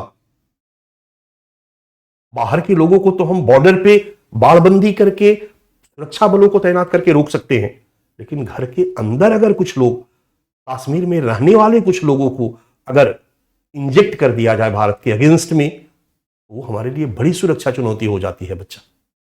उनको विश्वास दिलाना कठिन हो जाता है कि भाई भारत उनके साथ है, भारत उनका भला चाहता है, भारत में ही उनका विकास संभव है। तो अगर हम सुरक्षा चुनौती की बात करें, आप अगर सुरक्षा चुनौतियों को दूर करने के लिए सोच रहे हो तो आप समझ सकते हो कि इस चुनौती से भी आपको निपटना होगा। जम्मू कश्मीर के लोगों में नेशन बिल्डिंग लानी होगी, भारत के पक्ष में एक जनमत का निर्माण करना होगा, वो भारत के साथ जुड़ाव महसूस करें। यहां से जब तक यहां से जुड़ाव नहीं महसूस करेंगे तब तक वो अलगाववादियों का समर्थन करते रहेंगे, आतंकी संगठनों का समर्थन करते रहेंगे। और जब तक क्षेत्रीय लोगों का, याद करो यूपीएससी ने एक सवाल पूछा था कि जो भी उग्रवाद प्रभावित, विद्रोह प्रभावित एरिया है, वहां के जब लोगों का उन विद्रोहियों के पक्ष में अगर जनमत है तो ऐसे विद्रोहियों को आइडेंटिफाई करना, वैसे विद्रोहियों को न्यूट्रलाइज करना कठिन हो जाएगा। इसलिए जरूरत हो जाती है क्या, आम जनता में उन विद्रोहियों के अगेंस्ट जनमत का निर्माण किया जाए, आम जनता में राष्ट्रवाद की भावना को विकसित किया जाए। ये कश्मीर समस्या पे भी लागू होती है, ये नॉर्थ ईस्ट पे भी लागू होती है। नॉर्थ ईस्ट में भी जो सिक्योरिटी थ्रेट्स है, सुरक्षा चुनौतियां हैं, और कश्मीर में जो सुरक्षा चुनौतियां हैं, दोनों ही सुरक्षा चुनौतियों पर बात लागू होती है कि इन क्षेत्र में रहने वाले लोगों में राष्ट्रवाद की भावना को कैसे विकसित किया जाए, वी इंडियन की भावना को कैसे विकसित किया जाए। क्योंकि जब तक ये भावना विकसित नहीं होगी तब तक इस तरह की समस्याएं बनी रहेगी। तो ये भी एक समस्या है कश्मीर में राष्ट्र विरोधी भावना को भड़काना, और साथ साथ एक सांप्रदायिकता को, हिंदू और मुस्लिम के नाम पर सामुदायिक सौहार्दता को कम करना, यह भी एक समस्या है। अगर इस इलाके में आप चले जाते हो और इस इलाके की समस्याओं को दूर करने की सोचते हो तो एक बहुत बड़ी समस्या आपको दिखाई देती है बच्चा। वो क्या दिखाई देती है, यहां पर सामुदायिक सौहार्दता में कमी है। हिंदू और मुस्लिम में सांप्रदायिकता की समस्या जबरदस्त है। 90 के दशक में आपने देखा होगा, 89 से लेकर के 90 तक, 89-90 में तो वहां के हिंदुओं को, कश्मीरी हिंदुओं को मार मार के भगाया गया। हिंदू मुस्लिम सांप्रदायिकता को परिलक्षित करता। वो दिल्ली तक में आकर के शरण लेने के लिए विवश हुए, जम्मू में आकर के शरण लेने के लिए विवश हुए। उस पर फिल्में भी बनाई गई। कश्मीर फाइल्स अगर देखे होंगे तो उसमें इन सब चीजों को देखने का मौका मिला होगा। तो अगर आप कश्मीर के बॉर्डर एरिया को बढ़िया करना चाहते हो, सुरक्षा चुनौतियों को दूर करना चाहते हो, तो सुरक्षा चुनौतियों को समझना होगा। और एक सुरक्षा चुनौती है सीमावर्ती क्षेत्रों में सामुदायिक सौहार्दता में कमी, सीमावर्ती क्षेत्रों में सांप्रदायिकता।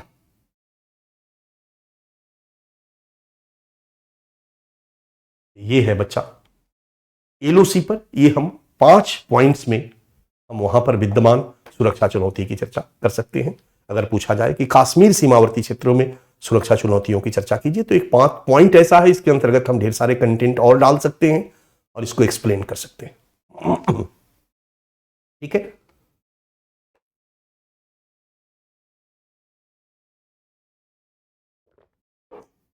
अब हम चलते हैं, भारत पाकिस्तान सीमा विवाद से हमने शुरू किया था, याद होगा, सरक्रीक विवाद। ओके, याद है, एलओसी विवाद, जो आगे कश्मीर विवाद पढ़ते समय समझ लेंगे, और तीसरा था एजीपीएल, एक्चुअल ग्राउंड पोजीशन लाइन, और सियाचिन विवाद। एजीपीएल और सियाचिन एक दूसरे से जुड़ा हुआ है, इसलिए हमारा अगला टॉपिक है बच्चा सियाचिन विवाद। आप हेडिंग डाल सकते हो, सियाचिन विवाद।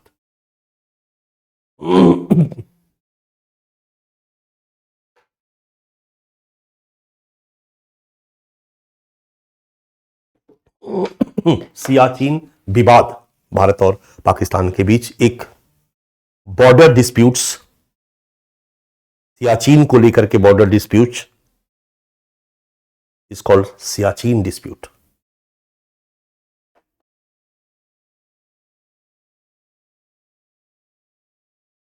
ग्लेशियर का नाम आपने सुना होगा, भूगोल आपने पढ़ा होगा। ग्लेशियर का नाम आपने सुना होगा, उसको हिंदी में हम हिमनद कहते हैं। सामान्यतः आपने पढ़ा होगा कि ग्लेशियर ध्रुवीय क्षेत्रों में पाया जाता है। आप ध्रुवीय क्षेत्रों में एकदम नॉर्थ में चले जाओगे, नॉर्थ पोल की तरफ, तो ग्लेशियर वहां बहुत पाया जाता है। लेकिन कई जगहों पर भारत में गैर ध्रुवीय क्षेत्रों में भी ग्लेशियर पाया जाता है, जैसे भारत के हिमालय पर जनरली जहां जहां बर्फबारी होती है, बर्फ पिघलने का काम भी शुरू होता है, राइट। लेकिन जहां पर बर्फ पिघलने से ज्यादा बर्फबारी हो, यानी अगर एक महीने में 30 दिन में जितना बर्फ पिघल रहा हो उसके दुगुना तिगुना बर्फबारी हो रही है, तो क्या होगा? बर्फ जमा होता चला जाएगा, बर्फ के नीचे वाला भाग कठोर होता चला जाएगा, राइट। और यही हिमनद का निर्माण करते हैं, यही ग्लेशियर का निर्माण करते हैं। ग्लेशियर मतलब बर्फ का एक ऐसा बड़ा टुकड़ा जो तैरता, बर्फ का एक बड़ा टुकड़ा जो तैरता, और जहां उसको बहने का मौका नहीं मिलता है वहां रुक जाता है, और रुक जाता है तो वह एक बर्फ के स्थलीय भूमि का निर्माण करता है, वह एक बर्फ के स्थलीय भूमि का निर्माण करता है। और इस तरह के स्थलीय भूमि हिमनद या ग्लेशियर हमारे हिमालय के ऊपर पाया जाता है, और जगहों पर भी है, हिमालय के ऊपर पाया जाता है।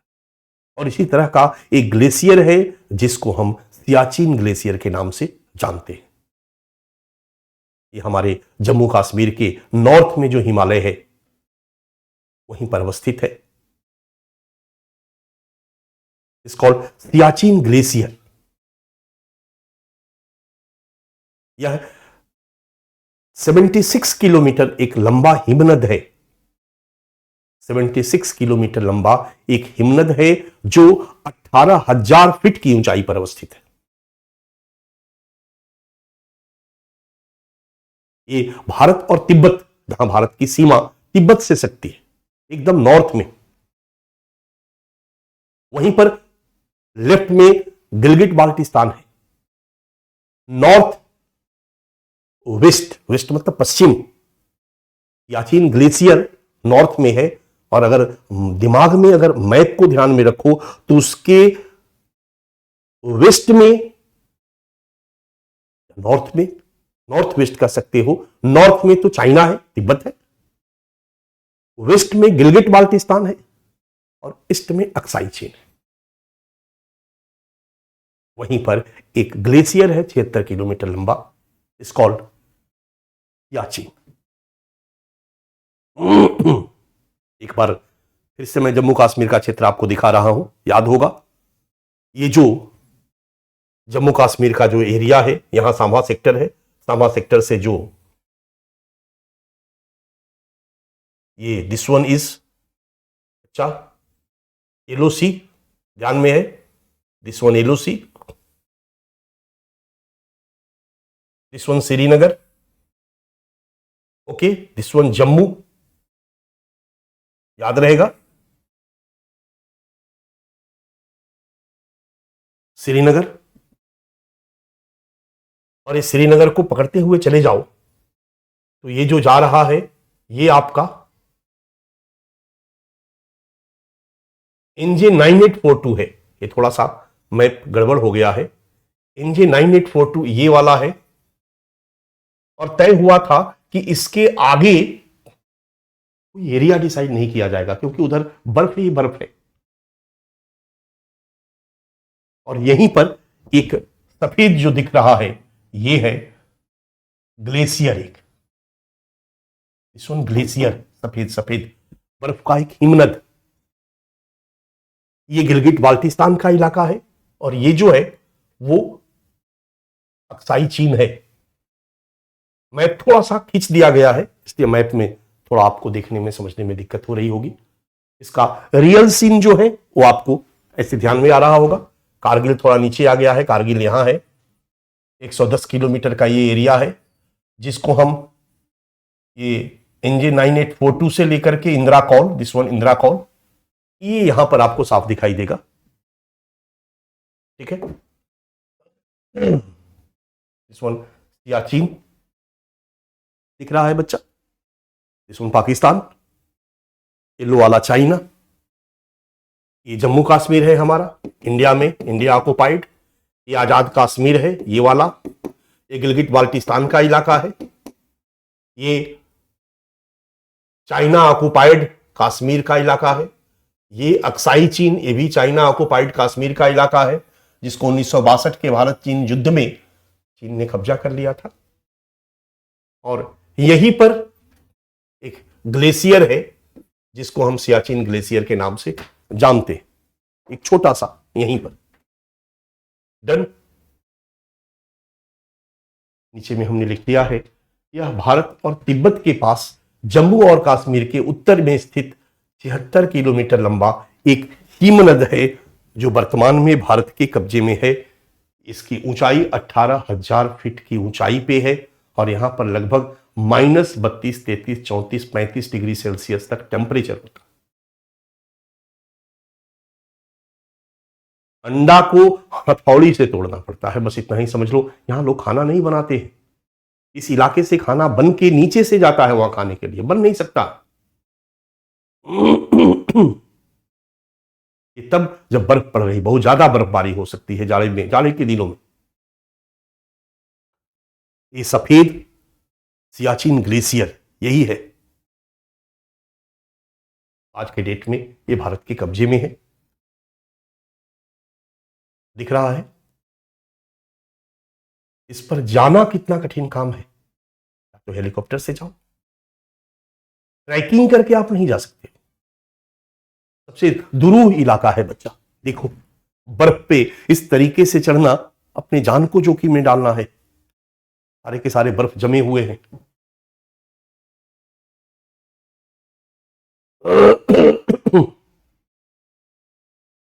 ये डिस्प्यूट कैसे आया, थोड़ा सा ध्यान से सुनो। 1972 में हमने शिमला समझौता किया, भारत पाकिस्तान युद्ध होता है 1971 में। 1971 में भारत पाकिस्तान युद्ध होता है, 72 में शिमला समझौता होता है। भारत पाकिस्तान कुछ मुद्दों पर सहमति करते हैं और एकॉर्ड पे, समझौते पे साइन करते हैं। उन समझौतों में से एक समझौता है कि जो सियाचिन ग्लेशियर का इलाका है वो ठंड इलाका है, वहां न भारत की सेना जाएगी न पाकिस्तान की सेना जाएगी, ये दोनों को हम लोग छोड़ दें और इस इलाके पर कोई सीमा निर्धारण न करे, इस इलाके पर कोई अपना होने का दावा न करे कि मेरा है और मेरा है, मेरे सैनिक यहां रहेंगे। इस बात पर सहमति बन गई, समझौता हो गया। 72 से लेकर के 12 साल तक, 84 तक कहानी यही रही। बट एक घटना 1981 में घटित होती है। देखो कई बार कुछ गलतफहमियां समस्याओं को जन्म देती है। 1981 में यूनाइटेड नेशन ने एक मानचित्र जारी करती है, संयुक्त राष्ट्र संघ के द्वारा 1981 में एक मानचित्र जारी किया जाता है और उस मानचित्र में, उस मैप में सियाचिन ग्लेशियर को पाकिस्तान के अंदर दिखा दिया जाता है। फिर क्या था, पाकिस्तान भारत के बीच संबंध कोई मोहब्बत वाला तो था नहीं। पाकिस्तान को एक मौका मिलता है और पाकिस्तान उसी समय से इस क्षेत्र को अपना बताना शुरू कर देता है, लेकिन अपना प्रत्यक्षता न बताकर पाकिस्तान 1984 में घात लगाकर पाकिस्तान के सैनिक यहां पर जाकर के अपना कब्जा कर लेते, पाकिस्तान के सैनिक यहां पर जाकर के अपना कब्जा कर लेते, यहां पर बैठ जाते। जाड़े के दिनों में भारत के सैनिक निश्चिंत थे, भारत की सेना के जवान निश्चिंत थे कि इस क्षेत्र में तो नो मैंस लैंड है, कोई जाएगा नहीं यहां पर, तो कोई पेट्रोलिंग उस इलाके में नहीं होती थी। गर्मी के दिनों में जब भारतीय सेना पेट्रोलिंग के माध्यम से गई उधर, देखने लगी तो देखा कि वहां पर तो पाकिस्तानी सैनिक कब्जा बनाए बैठे हुए। हमारी सरकार को पता चला और फिर भारतीय सेना ने एक ऑपरेशन ऑर्गेनाइज किया, इसको ऑपरेशन मेघदूत। और भारतीय सेना ने ऑपरेशन मेघदूत के माध्यम से पाकिस्तान के सैनिकों को वहां से मार भगाया। और मार भगाने के बाद, ध्यान से सुनो मेरी बात, मार भगाने के बाद वहां पर भारतीय सेना ने अपना कब्जा जमा लिया। भारतीय सेना ने अपना कब्जा जमा लिया।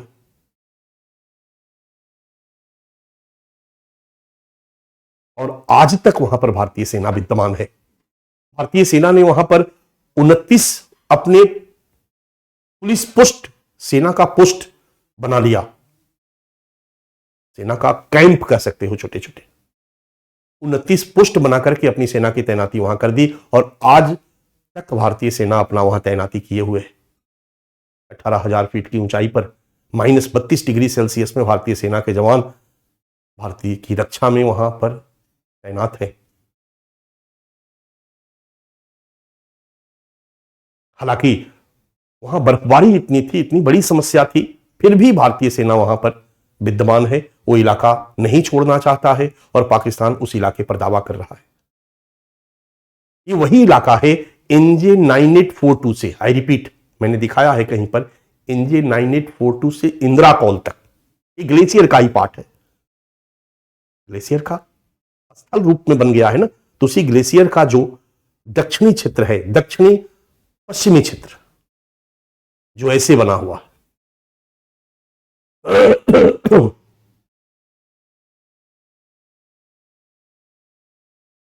मैप में आपको दिखाई दे रहा है, ये साइचीन है, ये जो ग्लेशियर है, ये जो डॉट डॉट डॉट है, इस सीमा का निर्धारण नहीं हुआ था। ये जो सीमा था बच्चा, इसको NJ 9842 और इसको इंदिरा कौल, राइट। यहां से जो इलाका है, ये इलाका है 110 किलोमीटर का और इसी पर 29 चौकी तैनात बनाया गया है। चौकी समझते हो ना, सेना की चौकी, पोस्ट, 29 पोस्ट बना करके और यहां पर भारतीय सेना ने अपनी तैनाती कर रखी है। अब भारतीय सेना की तैनाती जो यहां तक जाती है, ये चीन ऑक्युपाइड कश्मीर तक जाती है। तो अब इधर तैनाती की जरूरत ही नहीं है, ये पूरा का पूरा इलाका बर्फ से पड़ा हुआ है। तय था कि ये सीमांकन जब किया जाएगा साम्हा सेक्टर से लेकर के LOC का, तो यहीं तक किया जाएगा, यहां से आगे की करने की जरूरत ही नहीं है। दोनों देश की सेना नहीं जाएगी यहां पर। लेकिन जब पाकिस्तान की सेना गई तो हमारी सेना भी गई, उनको भगाया और वहां पर जब कब्जा जमा लिया तो आज तक हमारी सेना वहां से नहीं हटी। पाकिस्तान कहता है कि भाई भारत ने यहां कब्जा कर रखा है, दावा करता है, और भारत आज भी वहां पर विद्यमान है।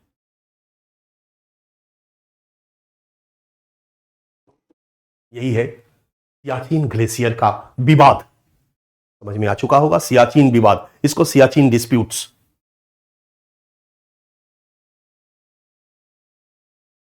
जो मैंने अभी अभी आपको बताया, 1984 में ऑपरेशन मेघदूत, ऊपर में 4 लाइन में 3 लाइन में लिखा हुआ है, पाकिस्तानी सैनिकों को भगाया गया। भारत ने 29 पोस्ट अपना यहां पर स्थापित किया और आज भी यह भारत के कब्जे में है। सियाचिन पर पाकिस्तान के साथ हमारी वार्ता हुई, सियाचिन का जो विवाद का मुद्दा है उस पर हमारी वार्ता हुई। 26 सितंबर 2014 तक सियाचिन मुद्दे पर 12 राउंड की वार्ता हुई। वार्ता में कोई निष्कर्ष नहीं निकल पाया। 26 सितंबर मैंने डेट इसलिए दिया क्योंकि 26 सितंबर ही वो दिन था जब यूनाइटेड नेशन में 23 सितंबर 2014 को नवाज शरीफ ने यूनाइटेड नेशन में भारत को, जम्मू कश्मीर के मुद्दे को उठाया था और 26 सितंबर को हमारी भारत सरकार ने यूनाइटेड नेशन में अपने को डिफेंड किया और पाकिस्तान को कटघरे में खड़ा किया। भारत सरकार इस पर नाराज हुई और उसके बाद भारत सरकार ने इस पर कोई वार्ता नहीं की। फिर दिसंबर 2015 में थोड़ी सी चीजें ठीक होने को आई, भारतीय प्रधानमंत्री पाकिस्तान के दौरा पर गए और 16 जनवरी 2016 को एक डेट रखा गया और उस डेट में यह भी तय हुआ कि भारत के विदेश मंत्री और पाकिस्तान के विदेश मंत्री दोनों की जो बैठक होगी उसमें सरक्रीक मुद्दे पर भी चर्चाएं होगी, सॉर्ट आउट करने का प्रयास किया जाएगा और सियाचिन मुद्दे को भी सॉर्ट आउट करने का प्रयास किया जाएगा। लेकिन 2 जनवरी को पठानकोट हमले के बाद वहीं से मामला स्टॉप हुआ, आज तक स्टॉप है, आज तक विवाद कायम है। ये एक इंट्रोडक्शन है सियाचिन डिस्प्यूट्स का, एक इंट्रोडक्शन है सियाचिन विवाद का बच्चा। लेकिन अब प्रश्न उठता है कि इंट्रोडक्शन सियाचिन विवाद का है, इससे सिक्योरिटी चैलेंजेस क्या क्या, सिक्योरिटी थ्रेट्स क्या क्या है, सुरक्षा चुनौतियां। हमारे लिए तो यही कंसर्न है, हमें आर्थिक लाभ हानि से कोई लेना देना है नहीं। अभी गृह मंत्री हो तो स्वाभाविक सी बात है, रक्षा मंत्री हो, गृह मंत्री हो, तो आपका भी कंसर्न सिक्योरिटी वाला होना चाहिए। जब हम इसके सुरक्षा चुनौती की बात करते हैं बच्चा, तो सबसे इंपॉर्टेंट है कि ये जो एरिया है ना, ये सामरिक महत्व का एरिया है, रक्षा के पॉइंट ऑफ व्यू से सबसे ज्यादा इंपॉर्टेंट है। कारण ये 18,000 फीट की ऊंचाई पर अवस्थित है। इस जगह पर जिसका कब्जा होगा, यहां से पाकिस्तान पर भी निगरानी संभव है, क्योंकि पाकिस्तान यहां से नीचे है। यहां पर भी अफगानिस्तान पर भी निगरानी की जा सकती है, यहां पर चीन पर भी यहां से निगरानी की जा सकती है। तो अगर हम इसको रक्षा के महत्व के दृष्टिकोण से देखें, सामरिक महत्व के दृष्टिकोण से देखें, तो इसका सामरिक महत्व सबसे ज्यादा है, यह सामरिक महत्व का क्षेत्र है। और यहां से पाकिस्तान पर निगरानी, अफगानिस्तान पर निगरानी और चीन पर निगरानी संभव है। और भारत यदि इसको छोड़ देता है और इस जगह पर कोई दूसरा कब्जा कर लेता है, तो भारत के लिए सामरिक नुकसान है, भारत के लिए सामरिक नुकसान है। नो मैंस लैंड यहां पर कोई नहीं रहेगा तब तो कोई दिक्कत नहीं है, लेकिन छोड़ना और दूसरे का कब्जा होना भारत के लिए बहुत बड़ा खतरा है, भारत के लिए सिक्योरिटी थ्रेट्स है, आप भी समझ सकते हो। एक दूसरा खतरा, आपने देखा होगा हाल ही में चीन ने पाकिस्तान के साथ एक कॉरिडोर का निर्माण किया, सीपेक जिसको हम कहते हैं, चाइना पाकिस्तान गलियारा, आर्थिक गलियारा जिसको हम कहते हैं, और ये भारत से सटा हुआ गुजर रहा है। यहां पर चीन की सैन्य गतिविधियां भी बढ़ रही है। ऐसे में इस इलाके पर निगरानी और ज्यादा जरूरी हो जाती है, पहला पॉइंट। दूसरा पॉइंट कि आपने देखा होगा कि हाल में चीन के साथ हमारे संबंध में कटुता आई है, और चीन बहुत तेजी से, अभी हम भारत चीन संबंध पढ़ेंगे, भारत चीन सीमा सुरक्षा चुनौतियां पढ़ेंगे। चीन ने हाल में ही भारत के उत्तर में, जिसको हम काराकोरम पास कहते हैं, काराकोरम रेंज कहते हैं, ये काराकोरम रेंज ठीक सियाचिन के ऊपर वाला तिब्बत वाला इलाका है। काराकोरम रेंज में 16 हवाई पट्टी का निर्माण किया है। हमारे लिए तो चिंता का विषय है ना, इंफ्रास्ट्रक्चर डेवलपमेंट तेजी से कर रहा है। चाइना ने एक नेशनल हाईवे 219 बनाया है, चाइना ने एक नेशनल हाईवे 219 बनाया है, 219 NH 219। ये नेशनल हाईवे सिंजियांग प्रांत से, वही सिंजियांग प्रांत याद करो जहां से चाइना पाकिस्तान कॉरिडोर निकलता है, ग्वादर तक जाता है, कासगर, उसी सिंजियांग प्रांत से होकर के और नेपाल के उत्तर उत्तर तिब्बत के क्षेत्र में आगे बढ़ती है। आगे हम देखेंगे कि कैसे पाकिस्तान, अगर सड़क मार्ग से हम देखें तो हमें घेरने का प्रयास कर रहा है, पाकिस्तान में घुस करके चाइना घेरने का प्रयास कर रहा है, पाकिस्तान में घुस करके पाकिस्तान चाइना इकोनॉमिक कॉरिडोर के माध्यम से हमें घेर रहा है। अगर आप सुरक्षा के दृष्टिकोण से देखोगे, रक्षा के दृष्टिकोण से देखोगे, तब वो दिखाई देगा। और कैसे नेपाल के रास्ते हमें घेरने का प्रयास कर रहा, चारों तरफ से कैसे घेराबंदी कर रहा, एक एक करके अगर हम पढ़ेंगे तब हमें समझ में आएगा। ऐसे में इस इलाके पर कब्जा हमारे लिए और ज्यादा इंपॉर्टेंट हो जाता है। हाल में चीन द्वारा, ये देखो, ये हमारा काराकोरम रेंज है और लगातार हवाई पट्टी बनाई जा रही है। ये जो सड़क है ये अक्साई चीन से होकर के गुजरती है, नेशनल हाईवे, बस का फोटो मैंने बना दिया है, इसको चाइना NH 219, और ये धीरे धीरे नीचे तक जाती है, और नीचे हम देखेंगे कैसे नेपाल तक पहुंचती है, नेपाल के उत्तर उत्तर में, ये अरुणाचल प्रदेश के उत्तर उत्तर जाकर के मिल जाती है। और भारत ने म्यांमार के साथ समझौता करके म्यांमार में भी इसी तरह का कॉरिडोर बनाने का काम चाइना ने शुरू किया। धीरे धीरे इस कॉरिडोर में अपने इंफ्रास्ट्रक्चर के सुरक्षा के नाम पर धीरे धीरे सेना उतारेगा, आधुनिकतम हथियार उतारेगा, तो निश्चित तौर पर हमारे लिए सिक्योरिटी थ्रेट्स है, सुरक्षा चुनौती है।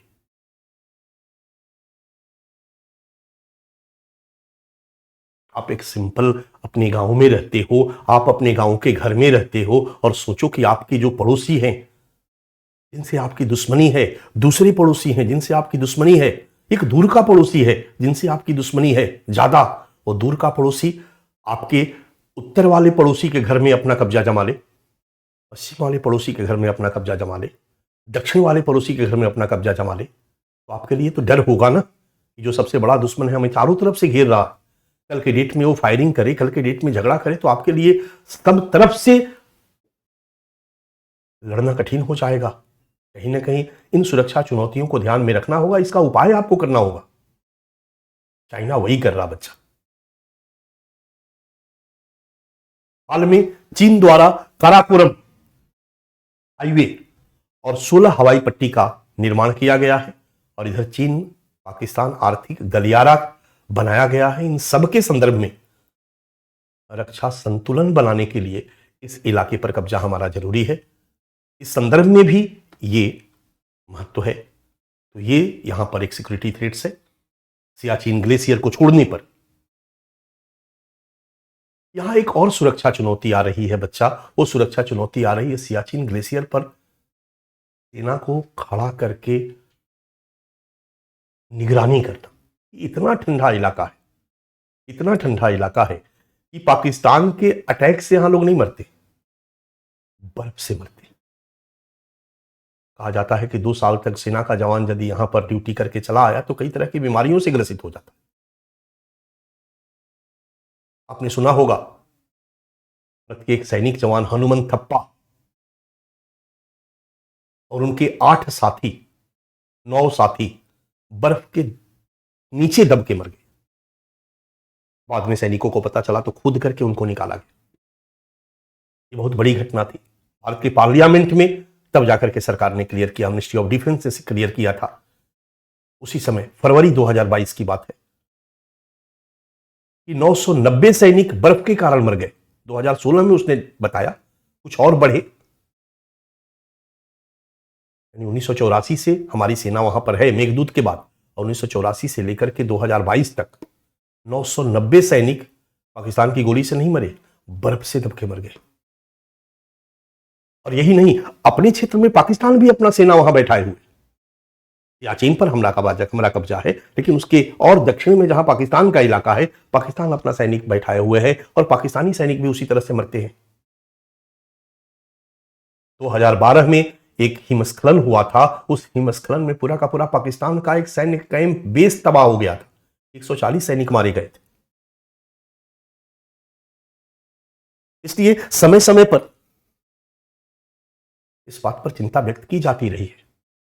और 12 जनवरी 2022 को हमारे जो जनरल हैं सेना के, मनोज मुकुंद नरवणे, इन्होंने स्टेटमेंट दिया कि सियाचिन क्षेत्र को अगर डीमिलिटराइज्ड किया जाता है, वहां से सेना को हटाया जाता है, तो उन्हें कोई आपत्ति नहीं है, वो इसके फेवर में है। यानी फिर से नो मीन्स लैंड घोषित कर दिया जाए। क्या जरूरत है सैनिकों का जान लेने का वहां पर? न पाकिस्तान की सेना जाए, न भारत की सेना जाए, कोई नहीं जाए वहां पर।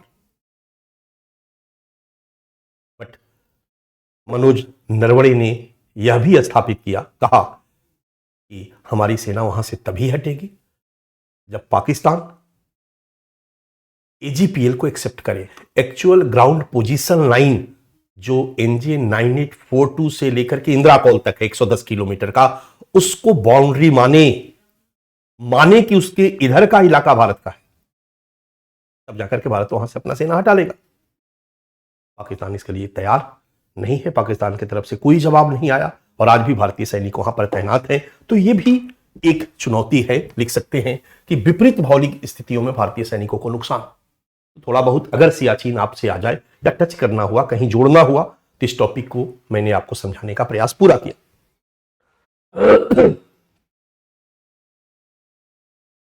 और LOC पर क्या सुरक्षा चुनौतियां हैं, लगभग मोटा मोटी क्लियर हुआ होगा। सियाचिन डिस्प्यूट क्या है और सियाचिन पर अपना सेना हटाने से हमारे सामने क्या क्या सुरक्षा चुनौती है और रखने से क्या क्या समस्याएं हैं, नुकसान है, इस पर भी हम लोगों ने एक बार चर्चा कर ली। हम एक सेपरेट छोटा सा टॉपिक पर डिस्कस करते हैं, वो है चीन पाकिस्तान आर्थिक गलियारा। सीपिक को थोड़ा सा समझा दे आपको। आपने देखा होगा सीपिक में दो बार सवाल पूछा गया है। चीन पाकिस्तान इकोनॉमिक कॉरिडोर, इसका इकोनॉमिक कंसर्न भी है। विदेश मंत्रालय का अपना एक संदर्भ है, अंतर्राष्ट्रीय संबंधों के संदर्भ में सीपेक का एक अपना संदर्भ है, और हमारे रक्षा के संदर्भ में भी इसका एक महत्व है, इंपॉर्टेंस है। चीन पाकिस्तान आर्थिक गलियारा, China Pakistan economic corridor.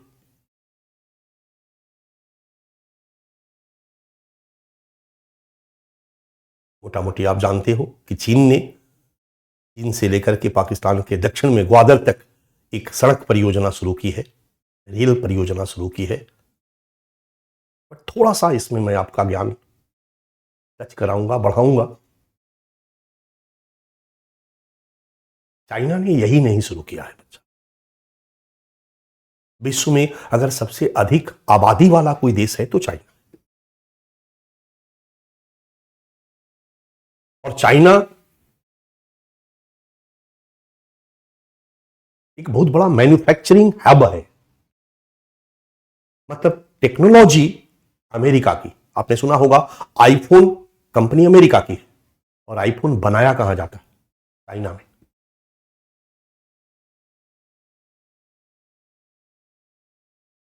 China आज के डेट में एक बहुत बड़ा दुनिया का मैन्युफैक्चरिंग हब है, और यहां से वस्तुएं मैन्युफैक्चर्ड होती है और दुनिया के देशों में बेची जाती है। इसलिए चीन की गवर्नमेंट की सबसे बड़ी चुनौती है कि वहां के लोगों के द्वारा जो वस्तुएं उत्पादित की जा रही है उसको कैसे दुनिया के देशों तक पहुंचाया जाए और बेचा जाए। क्योंकि जब तक बेचा नहीं जाएगा, इतनी बड़ी आबादी केवल वस्तुओं का उत्पादन करेगी तो वहीं के गोडाउन में रखेगी, खपत कहां करेगी? इतनी बड़ी आबादी वाले चीन की सबसे बड़ी आज के डेट में चुनौती है, समस्या है, कार्य है, ड्यूटी है कि अपने देश की आबादी के द्वारा उत्पादित माल को बेचने के लिए बाजार तैयार करे, उनको बेचने की व्यवस्था करे। तभी चीन को भी फायदा होगा, तभी चीन के लोगों को भी आर्थिक फायदा होगा, वहां के जीवन स्तर में सुधार आएगा। और इन्हीं सब चीजों को ध्यान में रखते हुए चीन ने 2013 में एक वैश्विक स्तर की महत्वाकांक्षी परियोजना को शुरू किया। आपने नाम सुना होगा, BRI, built and road initiative. इसको अलग अलग नामों से जाना जाता है। इसको सिल्क रोड प्रोजेक्ट के नाम से भी जाना जाता है, रेशम मार्ग परियोजना। इसको मैरीटाइम सिल्क रोड प्रोजेक्ट के नाम से भी जाना जाता है, जो इसका समुद्री मार्ग वाला इलाका है। बीच में इसका नाम आया OBOR, one belt one road project. आज इसको BRI, belt and road initiative के नाम से जाना जाता है। यह चीन की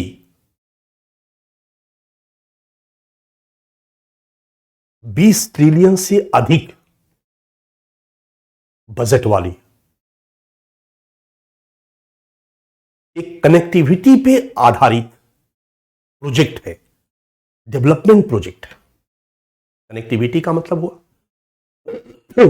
कि चाइना को सड़क मार्ग से, रेल मार्ग से या समुद्री मार्ग से दुनिया के अधिकतम देशों के साथ कनेक्ट कर दिया जाए। आज के डेट में इस परियोजना के तहत 150 देशों को चीन से कनेक्ट करने का प्रयास किया जा रहा है। चीन का स्थल मार्ग से दुनिया के देशों से कनेक्शन होगा, रेल मार्ग से कनेक्शन होगा, समुद्री मार्ग से कनेक्शन होगा, तो इन देशों के साथ चीन के द्वारा उत्पादित वस्तुओं को इन देशों में ले जाकर बेचना आसान होगा। अब प्रश्न है कि वो देश क्यों खरीदेगा? तो इसके माध्यम से चीन अपना पैसा लगाकर उनके देश में इंफ्रास्ट्रक्चर डेवलपमेंट का काम करेगा। चीन अपना पैसा लगाकर उनके देश में कर्ज उन देश सरकार को देगा, वहां डेवलपमेंट का प्रयास करेगा। अब सोचो कि चीन के इस परियोजना से ज्यादातर वही देश जुड़ेंगे जिनको डेवलपमेंट के लिए पैसा चाहिए, जिनके पास इंफ्रास्ट्रक्चर डेवलपमेंट के लिए पैसा नहीं है। बांग्लादेश, श्रीलंका, मालदीव, पाकिस्तान, सूडान, अफ्रीका के कई देश। बाकी देशों को इंफ्रास्ट्रक्चर डेवलपमेंट के लिए पैसा नहीं चाहिए, बट अगर सड़क मार्ग, रेल मार्ग कोई पैसा खर्च करके, निवेश करके बना रहा है तो व्यापार करने में उन देशों को आसानी होगी। इसलिए धीरे धीरे इस योजना के साथ, इस प्रोजेक्ट के साथ विश्व के देश जुड़ते चले जा रहे हैं। और चीन का इस प्रोजेक्ट के माध्यम से उद्देश्य है कि एशिया, अफ्रीका और यूरोप को कनेक्ट कर दिया जाए। फाइनली इसके माध्यम से कहीं पे निगाहें, कहीं पे निशाना इनका आर्थिक उद्देश्य है कि अपने देश में उत्पादित माल को इन देशों में भेजा जाए, अपने देश के लिए बाजार उपलब्ध कराई जाए। और कहीं ना कहीं इसके माध्यम से चीन हर जगह पर अपनी सैन्य उपस्थिति को भी बढ़ाने का प्रयास करेगा, खास करके हिंद महासागर में, अरब सागर में, और पूरे विश्व पर एक वर्चस्व स्थापित करने का भी प्रयास करेगा। तो परोक्ष रूप से यह केवल और केवल आर्थिक परियोजना नहीं है, मैंने पहले भी कहा, बल्कि इसका एक सामरिक महत्व भी है, चीन के लिए भी है और दुनिया के अन्य देशों के लिए भी। इस call belt and road initiative आपके सामने दिख रहा होगा। ये जो रेड कलर में है, ये समुद्री परियोजना है, समुद्री मार्ग है। चीन लगातार इन सब मार्ग को डेवलप कर रहा है, हर जगह अपना बेस बना रहा है, जहां से कि समुद्र में चलने वाले जो चीन के जहाज हैं वो रुकते चले जाएं। इधर मालदीव, कोलंबो, श्रीलंका में यहां आ गया, बांग्लादेश में दिख रहे हो लगातार, यहां ग्वादर में बना लिया, इधर चले जाओ, जिबूटी में बनाया है चीन, केनिया में बनाया है चीन, लामू में, सूडान में धीरे धीरे डेवलपमेंट कर रहा है, इधर यहां तक जा रहा है। और ये सब सड़क मार्ग है चीन का, ये सब सड़क मार्ग है ग्रीन कलर वाला। इस तरीके से चीन इस प्रोजेक्ट पर काम कर रहा है और इसकी शुरुआत 2013 में हुई।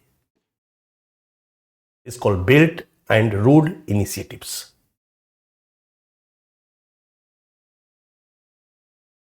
और इसी बेल्ट एंड रोड इनिशिएटिव के तहत चीन हर देश को ऑफर देता। चीन ने बांग्लादेश को ऑफर दिया कि आप भी इसमें जुड़ जाओ, चीन ने भूटान को ऑफर दिया, चीन ने नेपाल को ऑफर दिया, चीन ने श्रीलंका को ऑफर दिया, चीन ने पाकिस्तान को ऑफर दिया। क्योंकि हाल में श्रीलंका कैसे चीन के कर्ज से दबा, पड़ा होगा आपने करंट में, कर्ज से दब गया, और कर्ज से दबने के बाद श्रीलंका की जो बदतर हालत हुई, इससे बाकी देश थोड़ा सावधान हुए और उन्होंने कहा कि नहीं, मैं बीआरआई का पार्ट नहीं बनूंगा। बट कई देश बीआरआई का पार्ट बने, उनमें पाकिस्तान भी एक था। और इसी बीआरआई के पार्ट के रूप में चीन ने एक 2442 किलोमीटर कॉरिडोर निर्माण का एग्रीमेंट 2013 में किया और 2014 में इस कार्य को प्रारंभ किया। इस called CPEC, China Pakistan economic corridor is the part of BRI, belt and road initiative. ये है क्या बच्चा? तो ये 2442 किलोमीटर एक फेंस मतलब बाड़बंदी वाला सड़क मार्ग, रेल मार्ग और पाइपलाइन का मार्ग है, जो सिंजियांग के कासगर से चलेगा। दिख रहे हो, ये पाक ऑक्युपाइड कश्मीर से होते हुए, भारत से सटा होते हुए, भारत से सटा लाहौर से होते हुए, देख रहे हो, ऐसे नीचे आते हुए कराची के ऊपर से कहां जा रहा है? ग्वादर तक जाएगा। बलूचिस्तान के सबसे नीचे में, पाकिस्तान के सबसे दक्षिणी समुद्री तट पर ग्वादर तक जाएगा।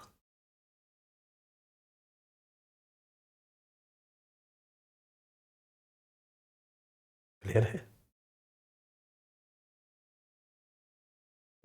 ये 46 अरब डॉलर का प्रोजेक्ट है। मैंने बताया आपको मई 2013 में समझौता पे हस्ताक्षर होता है।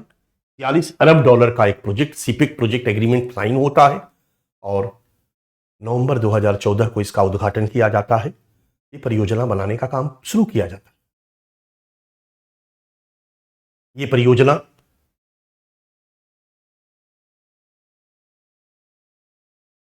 आपके सामने है। 2442 किलोमीटर लंबा एक सड़क मार्ग है, 2442 किलोमीटर लंबा एक रेल मार्ग भी है, इसमें पाइपलाइन भी है, एक प्रॉपर गलियारा है। और जब ये सड़क मार्ग बन जाएगा तो इसी के अगल बगल इसको हम इंडस्ट्रियल कॉरिडोर कहते हैं, इकोनॉमिक कॉरिडोर कहते हैं। अगल बगल जमीन को ऑक्युपाई अधिग्रहित करके बहुत सारी कंपनियों को चीन आमंत्रित करेगी, वहां पर वो इंडस्ट्री लगाएंगे, वहां पर वो आर्थिक गतिविधियों को संचालित करने का प्रयास करेंगे। ऐसा बताया गया कि इससे पाकिस्तान में न केवल इंफ्रास्ट्रक्चर डेवलपमेंट होगा बल्कि पाकिस्तान में इकोनॉमिक एक्टिविटीज बढ़ेगी। ग्वादर में बड़ी बड़ी कंपनियां आकर के, चीन की बड़ी बड़ी कंपनियां आकर के ग्वादर में मछली पालन का काम करेगी, मछली पकड़ने का काम करेगी, मतलब आर्थिक गतिविधि बढ़ेगी, इससे चीन को आर्थिक लाभ होगा।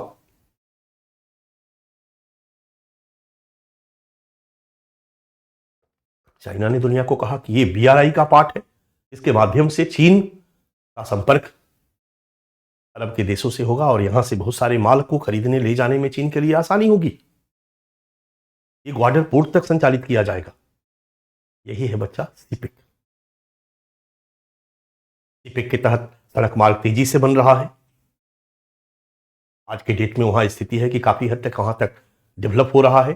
ग्वादर बंदरगाह को आपके सामने है, काफी हद तक इसमें डेवलपमेंट का काम शुरू कर दिया गया है। पैसा चीन का लग रहा है और एक बड़े स्तर पर बंदरगाह का विकास किया जा रहा है। इसके अलावा जो फेंस सड़क है, इस तरह के सड़क मार्ग भी बनाए जा रहे हैं और अगल बगल ढेर सारे प्रोजेक्ट बनाया जा रहा है। सीपेक बुनियादी ढांचा परियोजनाओं का एक संग्रह है जो पूरे पाकिस्तान में निर्माणाधीन है। पाकिस्तान के हर क्षेत्र में इस परियोजना के तहत इंफ्रास्ट्रक्चर डेवलपमेंट का काम चल रहा है बच्चा।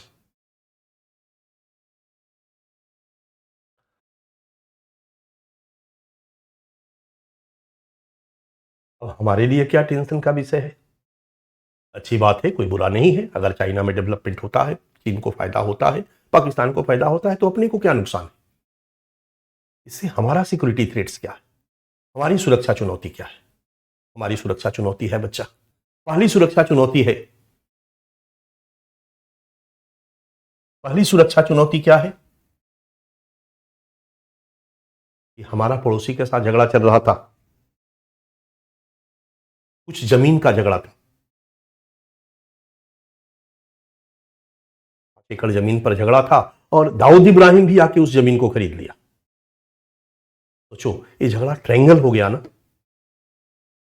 पाकिस्तान ऑक्युपाइड कश्मीर पर भारत और पाकिस्तान के बीच डिस्प्यूट था और उसी इलाके में परियोजना निर्माण का कॉन्ट्रैक्ट एग्रीमेंट साइन चाइना ने किया, तो अब ये विवाद ट्रायंगल हो गया। पहला सुरक्षा चुनौती, कश्मीर विवाद के स्वरूप में परिवर्तन। कश्मीर विवाद के स्वरूप में परिवर्तन और भारतीय संप्रभुता और अखंडता को खतरा। ये भारत के साथ एक सबसे बड़ी चुनौती है कि पाकिस्तान के फेवर में एक मजबूत ताकतवर आदमी आकर खड़ा हो गया, ताकतवर देश आकर खड़ा हो गया। अब ऐसे में इस इलाके को लेकर के पाकिस्तान के साथ भारत के लड़ने में कठिनाई रहेगी। विवाद का स्वरूप बदल गया। हालांकि पाकिस्तान के साथ बहुत कुछ अच्छा नहीं हुआ बच्चा। IMF की रिपोर्ट कहती है कि पाकिस्तान पर अंतर्राष्ट्रीय कर्ज 121 अरब डॉलर का पहुंच गया और इस 121 अरब डॉलर में 67 अरब डॉलर चाइना का है। 67 अरब डॉलर चाइना का है।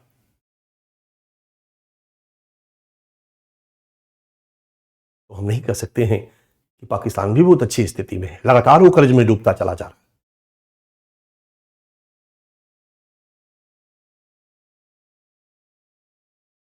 ये एक प्रमुख सुरक्षा चुनौती है सीपेक की। इसके अलावा और कई सुरक्षा चुनौती है। चाइना पाकिस्तान इकोनॉमिक कॉरिडोर और उससे जुड़ी हुई सुरक्षा चुनौतियां, क्या भारत कर रहा है, कैसे कर रहा है, इन सब चीजों पर आज नहीं, हम कल चर्चा करते हैं, क्योंकि मेरा प्रेशर बढ़ रहा है, समय का अभाव। 1.25 घंटा होने जा रहा है, लगभग 2 घंटा होने जा रहा, 5 मिनट में 2 घंटा हो जाएगा। आपकी कोई अन्य क्लास चलने वाली है जैसा कि मुझे सूचना मिला है, तो मैं बीच में ले जाकर के नहीं छोड़ूंगा, इसलिए मैं यहीं पर इस सेगमेंट तक इस क्लास को यहां आज बंद करता हूं। इसके आगे मैं कल आगे बढ़ाता हूं आपको। इस तरह से एक एक टॉपिक जहां से प्रश्न बन सकता है, सीपेक से प्रश्न बना है और आगे भी बन सकता है, 2 बार लगातार बना है, पूछा गया, तो हम लोग एक एक टॉपिक कवर करते चलेंगे और तब फिर हम लोग भारत चीन सीमावर्ती क्षेत्र में जाएंगे और वहां क्या सुरक्षा चुनौती है उसको देखेंगे। डन। सो आज के लिए इतना ही बच्चा, थैंक यू। ठीक है, हम लोग कल मिलते हैं। कोई दिक्कत आपको समझ में आ रही है? क्या आपके पास पीडीएफ चला गया? बच्चा अगर लिख के दे दोगे तो अच्छा लगेगा मुझे। यस तो वाई लिखो, नो तो एन लिखो। पीडीएफ आप तक पहुंचा या नहीं पहुंचा? पीडीएफ आप तक पहुंचा या नहीं पहुंचा? यस और नो, यस और नो, यस और no. No sir, no sir, no sir, no sir, no sir, no sir. मैं अभी बाहर निकल करके बात करता हूं। ठीक है, सो थैंक यू। अभी तक का पीडीएफ मैं आगे तक का पीडीएफ दे दिया हूं, शायद मैं देख लेता हूं, वो आप तक मिल जाएगा। आप प्रिंट निकाल लो। ठीक है, तो समझाने में मजा आएगा, आपको भी समझ में आएगा। और जब आपका अंडरस्टैंडिंग इन सब टॉपिक पे रहेगा तो आपको आंसर राइट करने में अच्छा लगेगा। तो थैंक यू वेरी मच। कल हम लोग मिलते हैं।